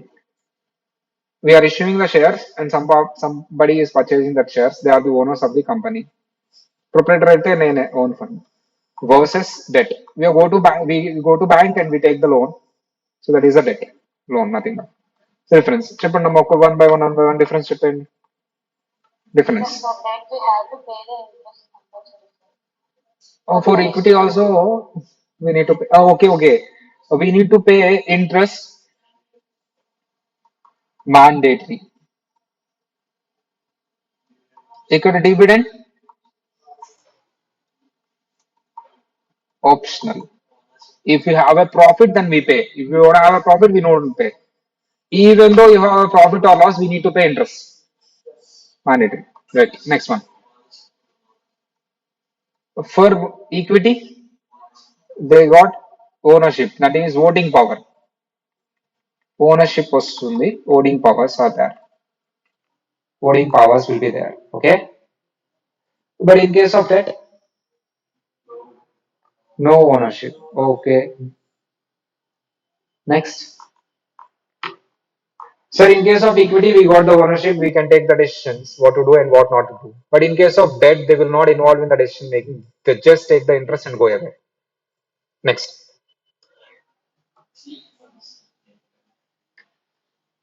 Hmm? Yeah. అది అనలైజ్ చేద్దామా. డెట్ డెట్ కాస్ట్లీయా, ఈక్విటీ కాస్ట్లీయా? ఏది కాస్ట్ ఎక్కువ, డెట్ ఆర్ ఈక్విటీ? డెట్ అమ్మా, ఈక్విటీ కాస్ట్లీ అనేవాళ్ళు. డెట్టా ఈక్విటీ ఏది కాస్ట్లీ నాన్న? డెట్టా ఈక్విటీ ఏది కాస్ట్లీ? ఈక్విటీ. డెట్. ఇక్కడ ఎవరు ఇంకో పాప, మేము వాళ్ళని కూడా కదిద్దాం, ఆన్లైన్ వాళ్ళు. ఎవరు మాట్లాడేది మనతో? ప్రియానా? ప్రియా నాన్న, which one is costly, debt or equity? Equity. Okay. Equity. Right. I will tell. Debt. Equity. Debt means if you go to the bank, you taken the loan. They just expect the fixed interest. Risk ఎక్కడ ఎక్కువ ఉంటుందమ్మా? Risk is less. ఇక్కడ risk more. Why? Why it is risky? You may get dividend or you may not get dividend. But in case of that, there is no risk. You get a fixed amount of interest, even though there is a profit or loss.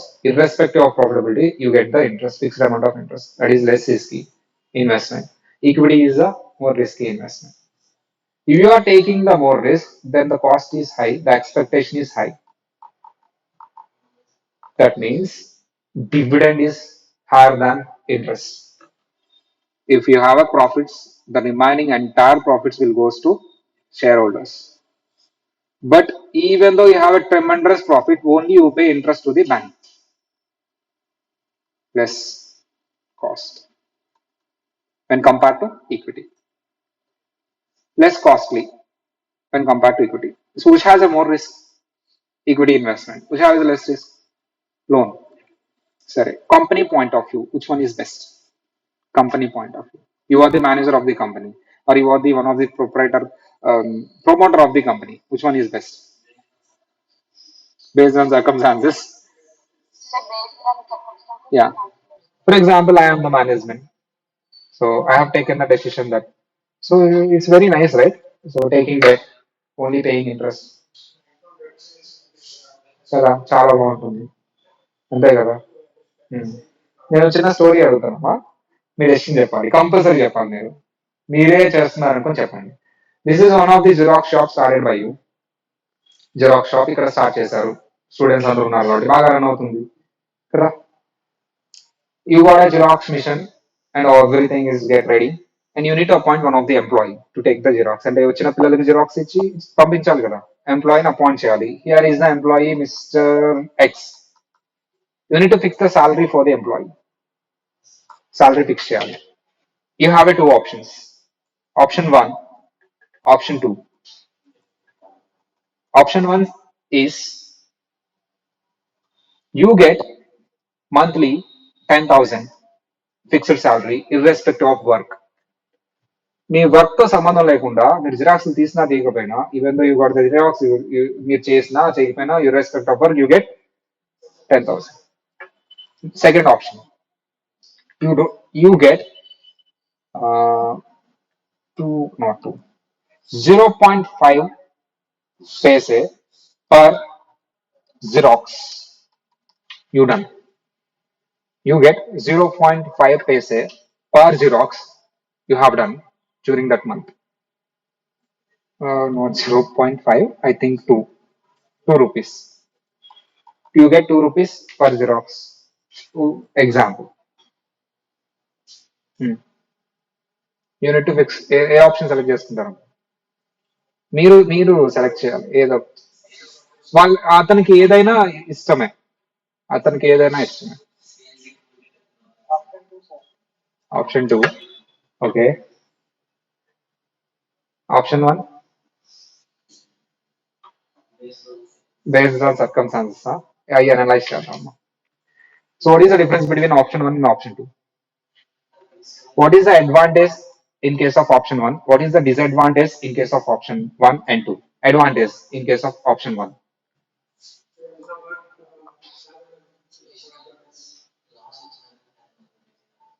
Advantage option one లో ఎక్కువ work చేసినా నేను ఎంత pay చేస్తే సరిపోతుంది? Even though నాకు నా cash box లో 1 lakh రూపీస్ వచ్చినా సరే 10,000 తీసి అలా ఇచ్చి వెళ్ళిపోతాను. So no need to share profit. So what is the disadvantage?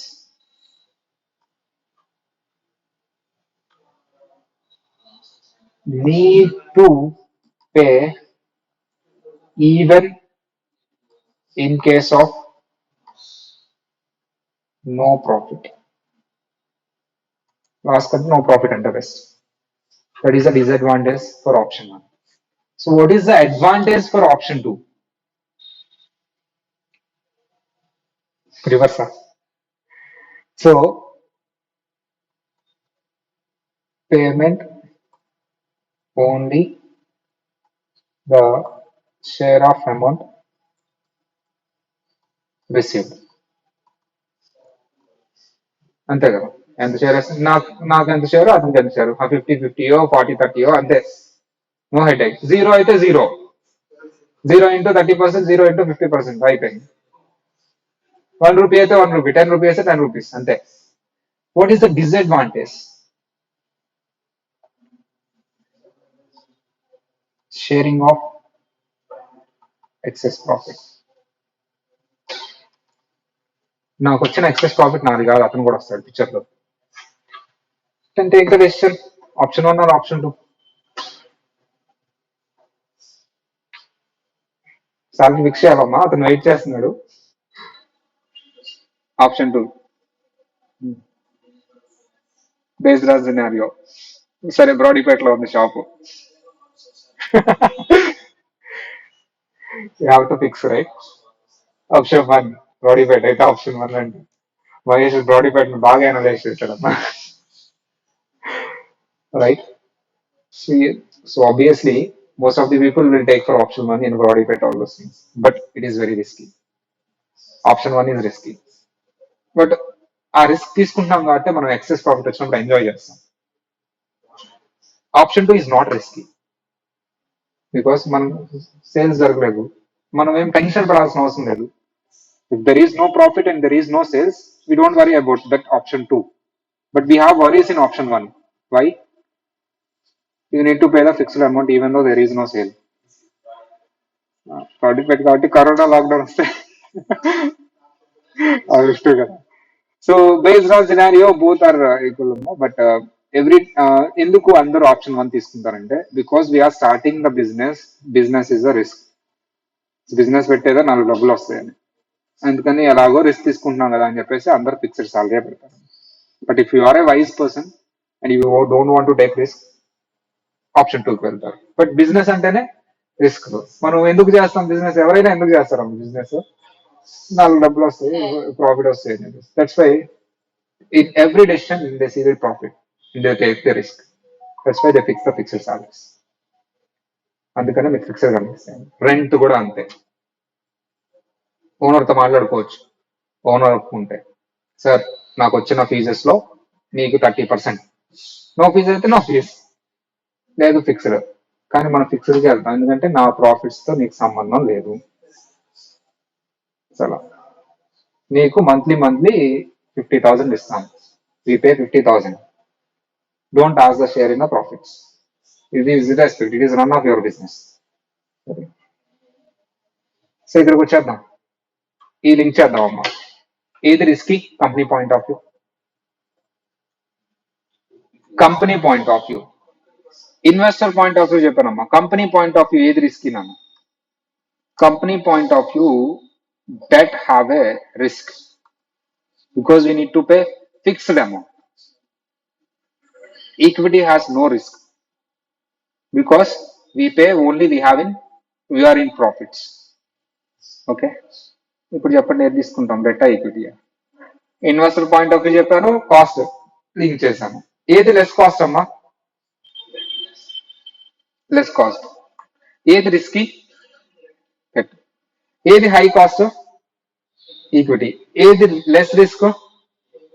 Equity. Select. ఏది ఎక్కువ ఉంటుంది?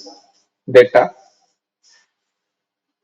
సో రిస్క్ ఉంటుంది జనరల్లీ. బిజినెస్ అంటేనే రిస్క్ తీసుకోవాలంటే జనరల్ గా అందరూ ఈవెన్ దో వాళ్ళ ఓన్ ఫండ్స్ ఉన్నా సరే డెట్ ఎంతో కొంత తీసుకుంటారు.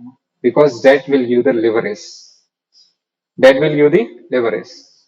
బట్ లివరేజ్ అంటే ఏంటంటే ఆ ఇంట్రెస్ట్ ఎర్న్ చేసే నమ్మకం, క్యాపబిలిటీ నీకు ఉందా ఫండ్స్ లో? And if you are capable to earn that amount of interest, then it is beneficial to take the debt. ముందనుకునే అందరూ స్టార్ట్ చేస్తారు బిజినెస్. సడన్ గా కరోనా వచ్చిందమ్మా, బ్యాడ్ బిజినెస్ డేస్ ఆడారు. ఇప్పుడు తెలుసా లేదో కొలాప్స్ అవుతుంది మొత్తం. మీరు ఇప్పుడు చూస్తున్న సో మెనీ బిజినెసెస్ కి రీజన్ అదేనా, కొలాప్స్ అవుతాను. ఎంప్లాయీస్ ని అపాయింట్ చేసేస్తారు, బిల్డింగ్స్ తీసేసుకుంటారు లోన్ తీసుకొని, అన్ని చేసేస్తారు.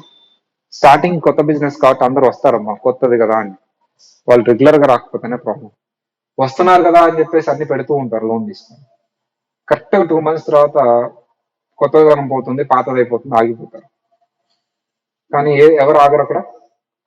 బ్యాంకర్ ఆగరు. ఈ ఆస్ ద ఇంట్రెస్ట్. ఆ ఇంట్రెస్ట్ పే చేయడానికి they will take the other loan. దాని మీద మళ్ళీ interest, then they will take other loan, interest on interest. చివరికి ఏమవుతుంది? అసెట్ ఎంతో కొంతకి బ్యాంకర్నే తీసేసుకోండి అని లిక్విడేషన్ అంటారు, IP. That is the risk in debt. అదే ఓన్ ఫండ్స్ అంటే పోతే అయిపోతాయి, లేకపోతే లేదు. లేదా షేర్ హోల్డర్, సరే మనం ఇన్వెస్ట్ చేసాం, లాస్ అయ్యింది అంతే, అలా వదిలేస్తాడు అంతే. మరి చెప్పండి, ఈక్విటీనా డెట్టా? సో కంపల్సరీ ఈక్విటీ డెట్ ఎంత రేషియో ఉండాలని ఎవరు డిసైడ్ చేయాలమ్మా? మేనేజ్మెంట్. ఏ బుక్ లో ఉండదు ఇది, ఏ బుక్ లో ఉండదు ఎంత ఈక్విటీ ఎంత డెట్ రేషియో అని. ఏదో ఐడియల్ రేషియో అని చెప్తారు కానీ, but that is ideal ratio means this is a scenario for every 2 rupees 1 rupee debt ఉండాలి అని చెప్పేసి అలా చెప్తారు. This is ideal scenario. But ఎవరు డిసైడ్ అవ్వాలి ఈక్విటీ ఎంత తీసుకోవాలి, డెట్ ఎంత తీసుకోవాలి? మేనేజ్. అందుకని మిమ్మల్ని అపాయింట్ చేసుకున్నారు కంపెనీ. ఒక ప్రాజెక్ట్ కి ఈక్విటీ ఎంత ఉండాలి, డెట్ ఉండాలి, అది మీరు ఫస్ట్ డిసైడ్ అవ్వాలి. ఎవ్వరు చెప్పలేరమ్మా, ఓన్లీ కామర్స్ స్టూడెంటే చెప్పలేడు. మొత్తం క్యాలిక్యులేట్ చేసి రిస్క్ ఎంత ఉంది, డెట్ మనం తీసుకోవడం వల్ల మన బిజినెస్ లో ఇంట్రెస్ట్ జనరేట్ చేసే అంత క్యాపబిలిటీ ఉందా? మన బిజినెస్ కి ఇంట్రెస్ట్ జనరేట్, మన బిజినెస్ సార్ మంత్లీ అసలు అసలు ఎంటైర్ వరల్డ్ తలకిందులు అయిపోయినా కంపల్సరీ 10 lakhs జనరేట్ చేస్తుంది నెట్ ప్రాఫిట్ మన బిజినెస్. 10 lakhs 10% అయితే 100% ఎంత? ఎంత 1 crore 1 crore we're capable to take 1 crore. ఎవరు చెప్పారు సార్ ఇదంతా? Commerce student. ఇంకెంత కావాలి సార్? మనం బిజినెస్ పెట్టాలంటే 3 crores కావాలి, 2 crores షేర్ క్యాపిటల్ రైజ్ చేయండి. Close matter. Just normal calculation, ఇంకా చాలా ఉంటుంది. సరే, రిస్క్ క్యాలిక్యులేట్ చేయాలి, అందులో దాని మీద సిఓసి కాస్ట్ ఆఫ్ క్యాపిటల్ చేసుకోవాలి, మళ్ళీ ఈ ఈక్విటీ కాస్ట్ ఆఫ్ క్యాపిటల్ ఎంతో చూడాలి, ఈక్విటీ కాస్ట్ ఆఫ్ ఈక్విటీ చూడాలి, కాస్ట్ ఆఫ్ డెట్ చూడాలి, వెయిటెడ్ యావరేజ్ కాస్ట్ చూసుకోవాలి. ఇవన్నీ చూసుకొని అప్పుడు చెప్తాం. ఊరికే చిన్న ఎగ్జాంపుల్ తీసుకున్నాం, మిమ్మల్ని అందుకన్నా మా అపాయింట్ చేసేది. ఒక ప్రాజెక్ట్ వస్తుంది, ఆ ప్రాజెక్ట్ టేకప్ చేయాలా లేదా అనేది ఈక్విటీ ఎంత, డెట్ ఎంత క్యాలిక్యులేట్ చేసి చెప్పండి అని ఇస్తారు, మనం అది నేర్చుకోపోతాం. అంటే ఫైనాన్షియల్ డెసిషన్స్ లో ఫస్ట్ డెసిషన్ ఏంటమ్మా? How much debt we have to take, how much equity we have to take. Sorry, right? ఎంత తీసుకోవాలి బుక్ లో చెప్తామా? అది డెసిషన్ మేకింగ్. ఎవరు చేయాలి? Such management. అది first type of decision. Second type of decisions investment decisions. ఏ project లో ఇన్వెస్ట్ చేయాలి, ఏ ప్రాజెక్ట్ లో ఇన్వెస్ట్ చేయకూడదు, అసలు ఈ ప్రాజెక్ట్ లో ఇన్వెస్ట్ చేయాలా లేదా, whether to invest in that project or not. If you want to invest in that project, is it okay, is it welcome? We need to analyse the project, analyse the cash flows of the project. Cash flows, sorry. For example, there is a project 1 which gives correct గా 11:23కి నాకు ఒక signal ఇవ్వండి. నిన్నంతా వాళ్ళు ఒక 1 month నుంచి నేను, అంటే వాళ్ళు బ్యాచ్ స్టార్ట్ అయ్యి 1.5 month అయింది. ఒక రోజు కూడా దొరకలేదు వాళ్ళకి. నిన్న ఎంటర్ మొత్తం 4 classes, వాళ్ళు 4 classes కి దొరికేశాను. 2 minutes 1 minute కౌంట్ చేసుకుని పెట్టుకుని రాసుకుని వెయిట్ చేస్తున్నారు వాళ్ళు నా కోసం. ఈ రోజు నేను ఛాలెంజ్ చేసి వచ్చాను, that is the last day, ఇంకా నెక్స్ట్ డే నుంచి అది ఉండదని. అది ప్రాజెక్ట్ 1 మీన్స్ సార్, ఈ ప్రాజెక్ట్ 1 ఎలా ఉందంటే అమ్మా, ఇనిషియల్ గా 10 lakhs ఇన్వెస్ట్ చేయాలి. మీకు yearly 1 lakh, 2 lakhs, 3 lakhs, 4 lakhs ఇలా వస్తుంది. ఇక్కడ ఇనిషియల్ గా 10 lakhs ఇన్వెస్ట్ చేయాలి. ఇది ప్రాజెక్ట్ 2.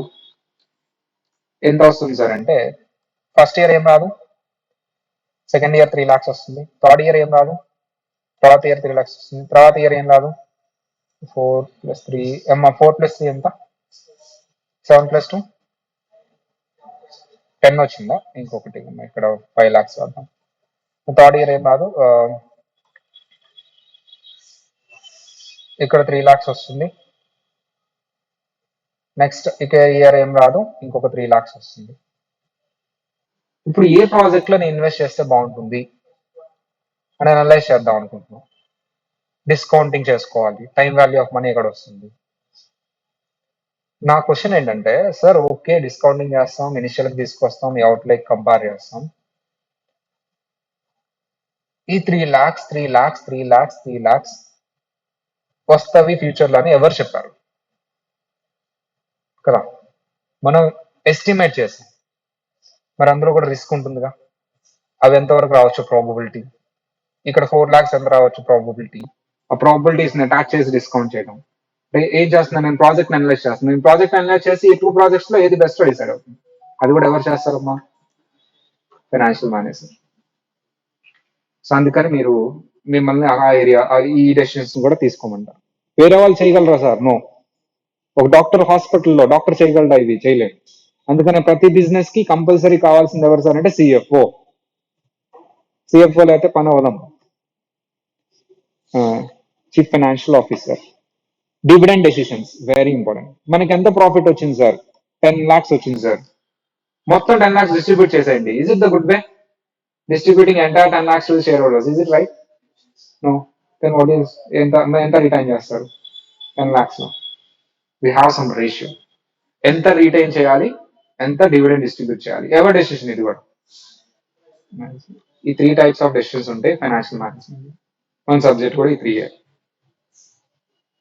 వీటికి అడిషనల్ గా డెరివేటివ్స్ అని. Actually that share market is not directly related to financial management, but ఎక్కడ ఇంక్లూడ్ చేయాలో తెలియక ఇక్కడ తీసుకొచ్చి పడేశారు, డబ్బులకు సంబంధించింది ఇన్వెస్ట్మెంట్ కాబట్టి. అది కూడా ఎక్కడ వస్తుంది, ఇన్వెస్ట్మెంట్ డెసిషన్ లో వస్తుంది. డైరెక్ట్ గా అది ఇన్వెస్ట్మెంట్ అని మాట్లాడకూడదు, బట్ షేర్స్ అనేవి ఇన్వెస్ట్మెంటే కదా, డెరివేటివ్స్ ఇంకా అవి ఇన్వెస్ట్మెంట్ డెసిషన్స్ కింద వస్తాయి కాబట్టి అక్కడ తీసుకొచ్చి పడేస్తారు, అంత అర్థం నుంచి ఏంటి. ఎనీ టైప్స్ ఆఫ్ డెసిషన్ తీసుకుంటాం ఫైనాన్షియల్ మేనేజ్మెంట్ లో. Three types of decision. అసలు ఫైనాన్షియల్ మేనేజ్మెంట్ అంటే taking of decisions with respect to funds. They are classified into three types. First one, financial decisions, and deciding how much debt we have to take, how much equity we need to take. Next one, investment decisions, deciding where to invest, whether invest in the project one or project two, based on risk and return. Dividend decisions, how much we need to return, how much we need to distribute to shareholders. Three types of decisions. Okay, now గుర్తుంటాయా? Right, screen shot కూడా తీసాను. Decisions, finance, funds, equity కావాలా, debt కావాలా. Next investment, high risk project లో invest చేద్దామా, low risk. Dividends, profit ఎంత dividend ఉండాలి, ఎంత రిటర్న్ చేయాలి. ఇవి ఇప్పటి వరకు మనం డిస్కస్ చేసింది. ఓకేనా? సరే, యాజ్ యూజువల్ నాన్న ఇదంతా జనరల్ గా ఇది మనకి కాకుండా జనరల్ ఎగ్జాంపుల్ తీసుకుందాం. We need 100 crores. For example, first option, entire 100 crores equity, 0 crores debt. This is the option number one. Option number two,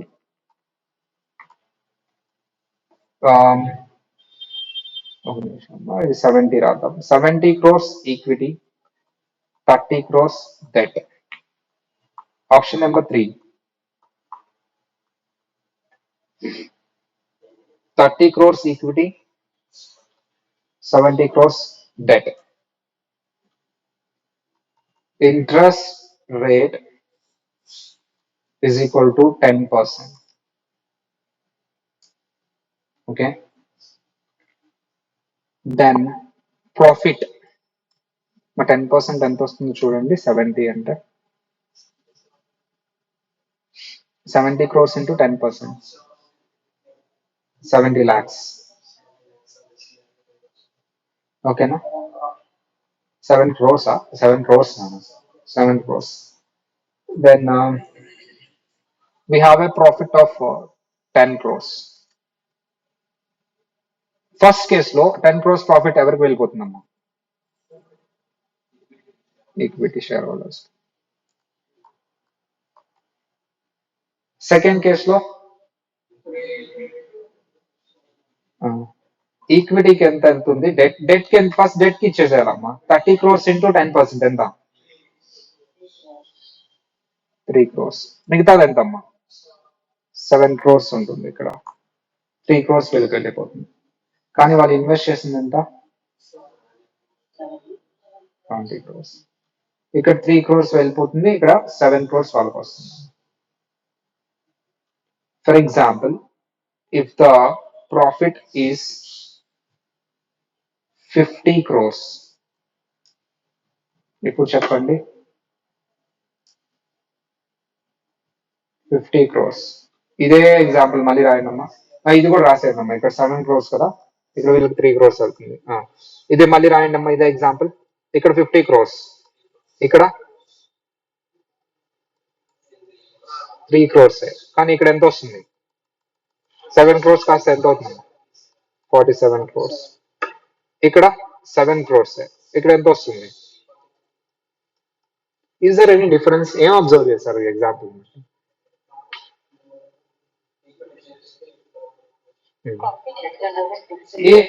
ఈ మూడిట్లో ఏది best as a equity share holder? First one కూడా బెస్టే కదా. First one అమ్మా, ఇక్కడ scenario, ఈ సినారియోని బట్టి ఆప్షన్ 1 బెస్ట్. ఇప్పుడు చూడండి అమ్మా, ఇది 10 crores వచ్చినప్పుడు, ఇది ఫర్ 50 crores వచ్చినప్పుడు, ఇప్పుడు చూడండి అన్న 5 crores. ఇప్పుడు చెప్పండి అమ్మా, 5 crores.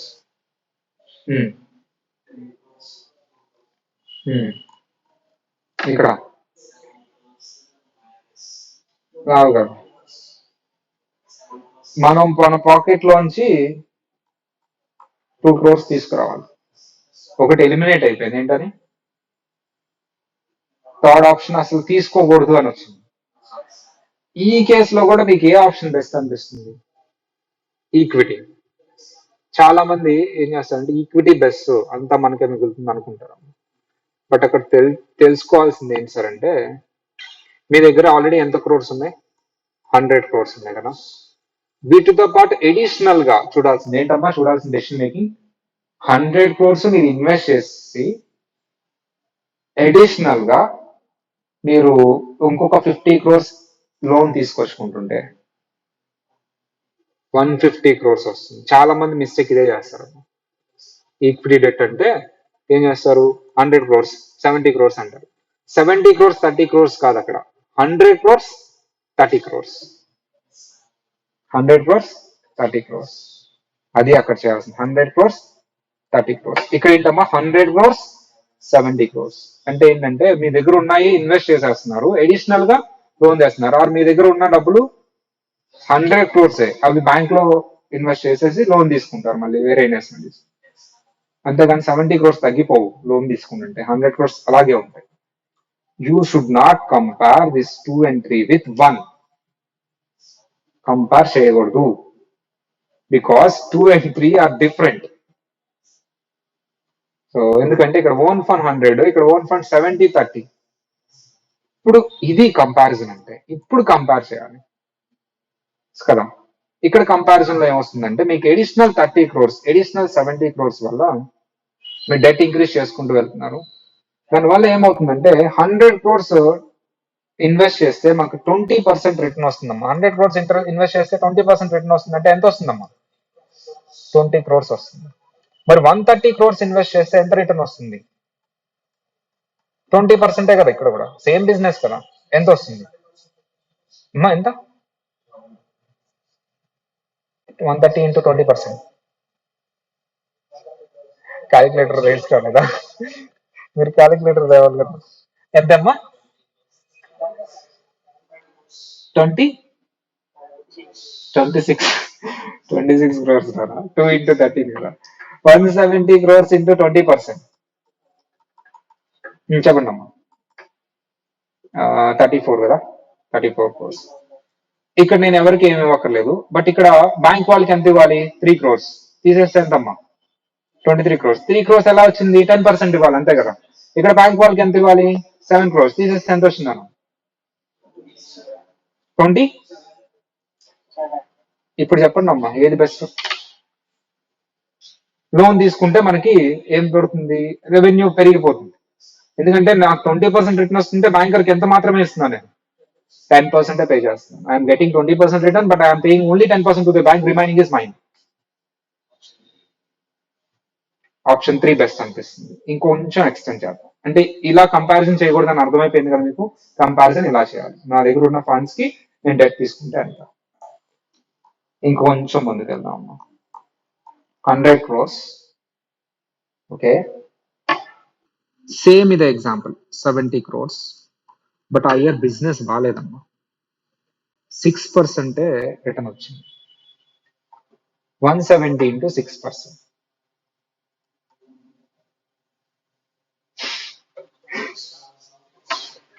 నేను చేస్తాను, నా ఒక్క ఉంది.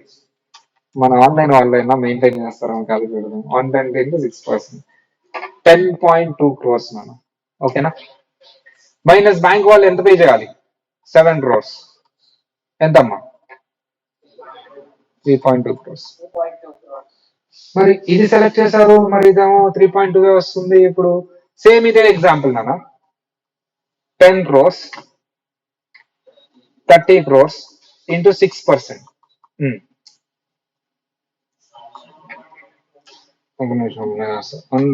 into 7.8 crores minus 3 crores ఎంత రానా? 4.8 crores. మై థర్డ్ ఆప్షన్, ఈ సెకండ్ ఆప్షన్, మళ్ళీ ఫస్ట్ ఆప్షన్ వచ్చేస్తున్నాం. 100 crores into 6% ఎంత రాను? 6 crores ఎవరు పే చేయట్లేదు 6 crores -0. సేమ్ అదే ఎగ్జాంపుల్ 6% రిటర్న్ 20% రిటర్న్ అయితే థర్డ్ ఆప్షన్ అన్నారు మీరు 6% రిటర్న్ అయితే ఎంత అన్నారమ్మా ఫస్ట్ ఆప్షన్ అంటారు అసలు డెట్ తీసుకోవద్దు అంటున్నారు అదేంటి ఎగ్జాంపుల్ సేమ్ కదా purely depends upon what is the capability of your earnings ఇప్పుడు అర్థమైందా what is the capability of your earnings in that area if it is greater than interest rate మీరు loan తీసుకోండి అలా అని చెప్పేసి అమ్మ ఇంట్రెస్ట్ రేట్ కంటే ఎక్కువ ఆన్ చేస్తున్నారా మీరు లోన్ తీసుకోండి అలా అని 100% లోన్ తీసుకుంటే సింపుల్ ఒకటే చెప్తున్నారు బిజినెస్ ఎకనామిక్స్ అంట you are not at all sure about your future compulsory బల్ల గుద్ది చెప్పొద్దమ్మా కరోనా గ్యారంటీ చెప్పింది డీటెయిల్ కరోనా ఏం చెప్తుందమ్మా అన్ని బిజినెస్ అమ్మా ఒక్కసారి షాక్ వాళ్ళు ఎంత కన్ఫర్మ్ చెప్తారంటే coming 20 years 20% plus growth 2% 100% sure అంట ఇది చూపించమన్నా 2020 దగ్గర నుంచి 20% ఎంత% అందుకనే నిజంగా అదే 100% షూర్ 20% వచ్చేట్లయితే కంప్లీట్ డెట్ తీసుకుని రన్ చేయండి complete debt but is it sure no that's why it is not suggestable to take complete debt so 20% అయితే రేషియో ఒకటి ఉంటుంది 6% అయితే రేషియో ఒకటి ఉంటుంది సో 5% అయితే రేషియో ఒకటి ఉంటుంది 15% అయితే రేషియో ఒకటి ఉంటుంది సో అలా రేషియోని బట్టి చేంజ్ అయిపోతూ ఉంటుంది ఆప్షన్ 1 2 3 నేను నా ఓన్ ఎగ్జాంపుల్స్ తో వేసాను అనమాట అలాంటి డెసిషన్స్ తీసుకోవాలి మనం ఏం చేయాలమ్మా బెటర్ డెసిషన్ ఏం చేయాలి రెండింటిని బ్యాలెన్స్ చేయాలి రిస్క్ ని return to maximise wealth wealth equal to value of assets value of assets ఉంది రైట్ ఇది కూడా ఇది స్క్రీన్ షాట్ తీద్దాం అమ్మ మీకు అర్థమైందా ఇప్పుడు మనం డెట్ ఈక్విటీ ఎందుకు మనం అంత కేర్ఫుల్ గా ఉండాలో మీరు తీసుకునే చిన్న డెసిషన్ అమ్మా ఇంత డెట్ ఇంత మొత్తం బిజినెస్ ని కొలాప్స్ చేసేస్తుంది డెఫినెట్లీ ఎంటైర్ బిజినెస్ కొలాప్స్ అయిపోయే ఛాన్సెస్ ఉన్నాయి ఇప్పుడు వీళ్ళంతా బాడీపేటలో చాలా మంది బిజినెస్ కొలాప్స్ అవడానికి అదే రీజన్ కరోనాలో మనం చూడండి మన ఎక్స్పాన్షన్కి వెళ్ళాం కరోనా టైంలో actually we have taken this campus 6 months అంటే మనకు ఆల్రెడీ ఇక్కడ ఒకటి బాడీపేటలో మనకి అటు ఠాగూర్ క్యాంపస్ అని కాంప్లెక్స్ లో ఉన్నాయమ్మా మనం ఎక్స్పాన్షన్కి వెళ్ళాం ఎందుకంటే మన పాలసీ ఏంటంటే మినిమం లోన్ అనేది మనం తక్కువ అసలు లోన్ నేను తక్కువ పర్సెంటేజ్ పెడతాను ఎప్పుడైతే నాకు 100% డామ్ కాన్ఫిడెన్స్ ఉంటుందో దానికి లోన్ పెడతాను ఇప్పుడు జిరాక్స్ మిషన్ మన ఓన్ జిరాక్స్ మిషన్ అమ్మా material I'm 100% damn confident student వచ్చాడంటే material is a variable cost ఫీజులో వచ్చేస్తుంది కంపల్సరీ వచ్చేస్తుంది అది 100% లోన్ ఫండ్స్ తో చేశాను ఏది xerox machine because the return is 100% sure admission వస్తేనే మెటీరియల్ అడ్మిషన్ వచ్చిందంటే మెటీరియల్ ఫీజు వస్తుంది అయిపోయింది చాలా ఎందుకంటే మినిమం మెటీరియల్స్ ఉంటాయి మెటీరియల్ తీసి పెట్టుకుంటే అదేం చేంజ్ అయ్యేది కాదు ఎఫ్ఎం ప్రపంచంలో అంతకాలం ఎఫ్ఎం అదే సబ్జెక్ట్ అమెండ్మెంట్స్ రావు ట్యాక్స్ అంటే మళ్ళీ భయపడాలి మళ్ళీ నేను ఇంకొకటి ఓన్ ఫండ్స్ పెడతాను లోన్ ఫండ్స్ పెట్టలేదు రీజన్ సో ఇంకొకటి ఉందమ్మా for example if you want take furniture ఇవన్నీ నేను ఓన్ ఫండ్స్ తో తీసుకున్నాను క్లాస్ ఇవన్నీ ఓన్ ఫండ్స్ ఎక్విప్మెంట్ కానీ ఎందుకంటే నేను నాకు క్లియర్ గా తెలుసు అక్కడ రిస్క్ ఎక్కువ ఉంది చాలా ఏది డెట్ ఏది లోను సేమ్ క్యాపిటల్ కూడా అంతే ఎంత పర్సెంటేజ్ డెట్ చాలా మంది ఫిక్స్ అయిపోతారు సార్ చెప్పారు డెట్ అంటే రిస్క్ అంట డెట్ మీరు ఎప్పుడైతే అవాయిడ్ చేస్తున్నారో లెవరేజ్ బెనిఫిట్ మీరు ఎలిమినేట్ డెట్ ఎలాంటిది అంటే గేరింగ్ ఎఫెక్ట్ ఉంటుంది లెవరేజ్ మీరు సైకిల్ ఎప్పుడైనా సైకిల్ దొక్కారమ్మా ఎప్పుడైనా ఈ పెద్ద వీలు మీరు తొక్కుతూ ఉంటారమ్మా ఏమైంది తర్వాత చిన్న వీలు రన్ అవుతూ ఉంటుంది దీనివల్ల ఏం రన్ అవుతుందమ్మా దాన్ని లివరేజ్ ఎఫెక్ట్ అంటారమ్మా అంటే ఒక పెద్దగా ఉందమ్మా దీన్ని జస్ట్ ఇక్కడ పుష్ చేస్తే చాలు అది రోలింగ్ ఎఫెక్ట్ వెళ్ళిపోతూ ఉంటుంది డెట్ అనేది చిన్న అమౌంట్ దానివల్ల మీకు వచ్చే గెయిన్ చాలా పెద్దది ఎందుకంటే వాళ్ళకి ఫిక్స్డ్ అమౌంట్ ఇస్తే చాలు మిగతా అంతా మీరు ఉంచుకోవచ్చు రిస్క్ కూడా ఉంటుంది లివరేజ్ అంటే రిస్క్ బెనిఫిటా రిస్కా లివరేజ్ అంటే డెట్ అంటే ఏంటమ్మా అంటే మనం తక్కువ డబ్బులు వాళ్ళకి పే చేసి ఎక్కువ ఎంజాయ్ చేయొచ్చు బెనిఫిటా రిస్కా లివరేజ్ అంటే డెట్ వల్ల లివరేజ్ వస్తుంది లివరేజ్ అంటే బెనిఫిటా రిస్కా అడ్వాంటేజా డిసడ్వాంటేజ్ బోత్ అమ్మా బాగా డబ్బులు వస్తే అడ్వాంటేజ్ హ్యాపీగా ఎక్సెస్ మనీ అంతా మీరు ఎంజాయ్ చేయొచ్చు డబ్బులు రాకపోతే అది హెడ్ ఏక్ ఎప్పుడైతే బిజినెస్ బాగా రన్ అవ్వట్లేదో మీ బిజినెస్ క్లోజ్ అవ్వకపోవడానికి first and primary reason is the debt అదే ఓన్ ఫండ్ అయితే ఏ బిజినెస్ క్లోజ్ అవడమ్మా, డబ్బులు రానప్పుడు కూడా రన్ అవుతుంది. But me marketing conditions bad conditions లో ఉన్నప్పుడు మీ బిజినెస్ క్లోజ్ అయిందంటే the only reason is debt. మీరు బిజినెస్ బాగా రన్ అవుతున్నప్పుడు ఓన్ ఫండ్స్ తో పెట్టిన వాళ్ళకంటే ఎక్కువ ఓన్ చేస్తున్నారు అంటే the only reason is debt. Debt వల్ల మీరు చాలా తక్కువ కాస్ట్ కి ఫండ్స్ తెచ్చుకొని ఎక్కువ రిటర్న్ తెచ్చుకుంటారు. వాళ్ళకి 10% ఇస్తారు కానీ మీకు 25% రిటర్న్ వస్తుంది. అదంతా మీరు ఎంజాయ్ చేస్తారు. ఓన్ ఫండ్స్ ఏ ఉంటాం, ఎక్కడ ఎక్కడ ఇన్వెస్ట్ చేసినా 25% పెద్దే ఉండదు కదా. 100 crores నా దగ్గరే ఉంటాయి, ఎక్కడికి పోతాయి. ఓకే, ఇలాంటి థియరీ, అది ఫస్ట్ టైప్ ఆఫ్ డెసిషన్ అమ్మా. అర్థమైందా మీకు? ఇప్పుడు మనం డెసిషన్ తీసుకున్నప్పుడు దేన్ని బ్యాలెన్స్ చేయాలి? రిస్క్ ని, రిటర్న్, మాక్సిమైజ్ వెల్త్, సివి డెసిషన్స్. తర్వాత చిన్నగా మన సబ్జెక్ట్ లోకి వెళ్ళేటప్పుడు ఫస్ట్ ఫైనాన్స్ డెసిషన్స్ తీసుకుంటున్నాం. ఈ 3 డెసిషన్స్ తీసుకున్నప్పుడు definitely we consider time value of money. ఏం కన్సిడర్ చేస్తాం? Very important. మనం ఆల్రెడీ అనుకున్నాం కదమ్మా, first basic concept time value of money. Just introduction ఇచ్చాను. ఫైనాన్షియల్ మేనేజ్మెంట్ మీరు రేపు జాబ్ వెళ్ళిన తర్వాత మీరు తీసుకున్న ఎఫ్ఎం లో మనం ఏ డెసిషన్స్ తీసుకోవడానికి ఎఫ్ఎం హెల్ప్ అవుతుందంటే investment decisions, next financing decisions, dividend decisions. ఈ 3 టైప్స్ ఆఫ్ డెసిషన్స్ తీసుకోవడానికి హెల్ప్ అవుతుంది ఫైనాన్షియల్ మేనేజ్మెంట్. సేమ్ అలాగే అకౌంటింగ్ హెల్ప్ అవుతుంది. కాస్టింగ్ షార్ట్ టర్మ్ డెసిషన్స్ కి హెల్ప్ అవుతుంది. సో అది ఇది కొంచెం ఇంటర్లింక్ అవుతాయి. అది నేను ఎందుకంటే అది కూడా నేనే చెప్తాను అందుకని. పర్ఫార్మెన్స్ మేనేజ్మెంట్ కూడా ఎందుకంటే 2 ఇంటర్లింక్ అవుతాయి కాబట్టి డెసిషన్ మేకింగ్ 2 లింక్ చేసుకుంటాను. First concept time value of money. Today 1 lakh rupees is not equal to 1 lakh after 1 year. Why? Today's 1 lakh rupees, if we invested in the bank, then it will become 1,10,000. కదమ్మా, ఈ రోజు ఉన్న 1 lakh ఎందుకు after 1 lakh కి equal కాదు? ఈ రోజు 1 lakh rupees నేను బ్యాంక్ లో ఇన్వెస్ట్ చేస్తే 1 year తర్వాత ఎంత అవుతుంది? 1,10,000 if it is a 10% interest. Reasons, inflation, risk, opportunity. ఒక్కొక్కటి చూద్దాం. ఇన్ఫ్లేషన్. మనం చిన్నప్పుడు 100 రూపీస్ చాలా వాల్యూ ఉండేది. ఇప్పుడు 100 రూపీస్ మనం పెట్టుకోవట్లే, 500 పెట్టుకుంటున్నాం జేబులో. నేను చిన్నప్పుడు ఇప్పుడు అసలు వాలెట్ లో ఏం పెట్టుకోవట్లేదండి, ఫోన్ పే వచ్చింది. చిన్నప్పుడు నేను బాగా గుర్తమ్మా, చిన్నప్పుడు అంటే వాళ్ళేమో స్టార్టింగ్ ఎర్నింగ్స్ ఒక 200 పెట్టుకున్నాను వాలెట్ లో. ఎన్నఫ్ చాలా ఎక్కువ అనుకున్నాను. ఇప్పుడు 500 నోట్స్ 2 పెట్టుకుంటున్నాను మినిమం క్యాష్. డిఫరెన్స్ వచ్చేసింది, 500 ప్లేస్ లో 100 వచ్చేసింది. నాకు తెలిసిపోతుంది. ఒకప్పుడు నేను 100 నోట్స్ పెట్టుకున్నాను, 100 నోట్ అసలు నేను కన్సిడర్ చేయట్లేదు, 10 రూపీస్ అనుకుంటున్నాను. దాని వాల్యూ అట్లా అయిపోయింది. 10 రూపీస్ కి ఒకప్పుడు వాల్యూ ఉండేది, ఇప్పుడు 10 రూపీస్ నోట్ ఉంది అంటే ఏం లేదు అన్నట్టే అనిపిస్తుంది నాకైతే. సో అట్లా అన్నమాట. దీనివల్ల ఇన్ఫ్లేషన్, దానివల్ల మనకి కరెంట్ మనీకి ఎక్కువ వాల్యూ ఉంటుంది ఫ్యూచర్ మనీ కంటే. నెక్స్ట్ రీజన్ ఏంటమ్మా? ఇప్పుడు వచ్చిన 1 lakh రిస్క్ ఉంటుందా? 1 year తర్వాత 1 lakh వస్తుంది, దాంట్లో ఎక్కువ రిస్క్ ఉంటుందా? ఆల్రెడీ 1 lakh చేతిలో ఉంది, zero risk. Getting 1 lakh after 1 year maybe receive అవ్వచ్చు, కాకపోవచ్చు. There is a risk is there. Opportunity cost. ఈ 1 lakh, if I have invested that 1 lakh in the bank, I will get the interest. ఎప్పటికి 1 year తర్వాత. That is opportunity cost. అది loss అవుతున్నట్టే కదా. ఇప్పుడు మీరు ఈ ఆప్షన్ సెలెక్ట్ చేసుకుంటారా, ఈ ఆప్షన్ సెలెక్ట్ చేసుకుంటారంటే ఈ ఆప్షన్ సెలెక్ట్ చేసుకుంటారమ్మా టుడే. రీజన్ ఏంటి? Inflation, risk, opportunity cost, preference of consumption. అంటే ఏంటమ్మా? ఇప్పుడు ఉంటే ఇప్పుడే హ్యాపీ కన్జ్యూమ్ చేస్తారు కదా, 1 year వరకు వెయిట్ చేయక్కర్లేదు, అంతే కదా. ఈ అన్ని రీజన్స్ వల్ల ఏ పర్టికులర్ 1 lakh కి ఎక్కువ వాల్యూ ఉంటుందమ్మా today. Current money has a more value than future money because of the inflation, because of the risk, because of opportunity cost loss, and also preference of consumption. The reasons. That's why we need to మనం FM లో with in 1 year time value of money చాలా వరకు ignore చేస్తాం. But కొన్ని చోట్ల అది కూడా consider చేస్తాం.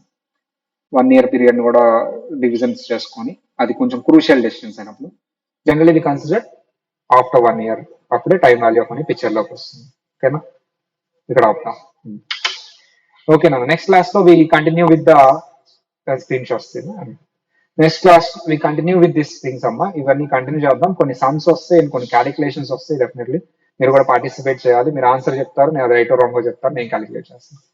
సో ఇవి చేసుకొని దాన్ని నీట్ గా టర్మినాలజీలోకి వెళ్దాం. టర్మినాలజీ వండర్ఫుల్ గా ఉంటుందమ్మా. సబ్జెక్ట్ బ్యూటీ అంతా టర్మినాలజీలో ఉంది. ఎందుకు ఆ వర్డ్ పెట్టారు, లివరేజ్ అంటే ఆల్ దోస్ థింగ్స్.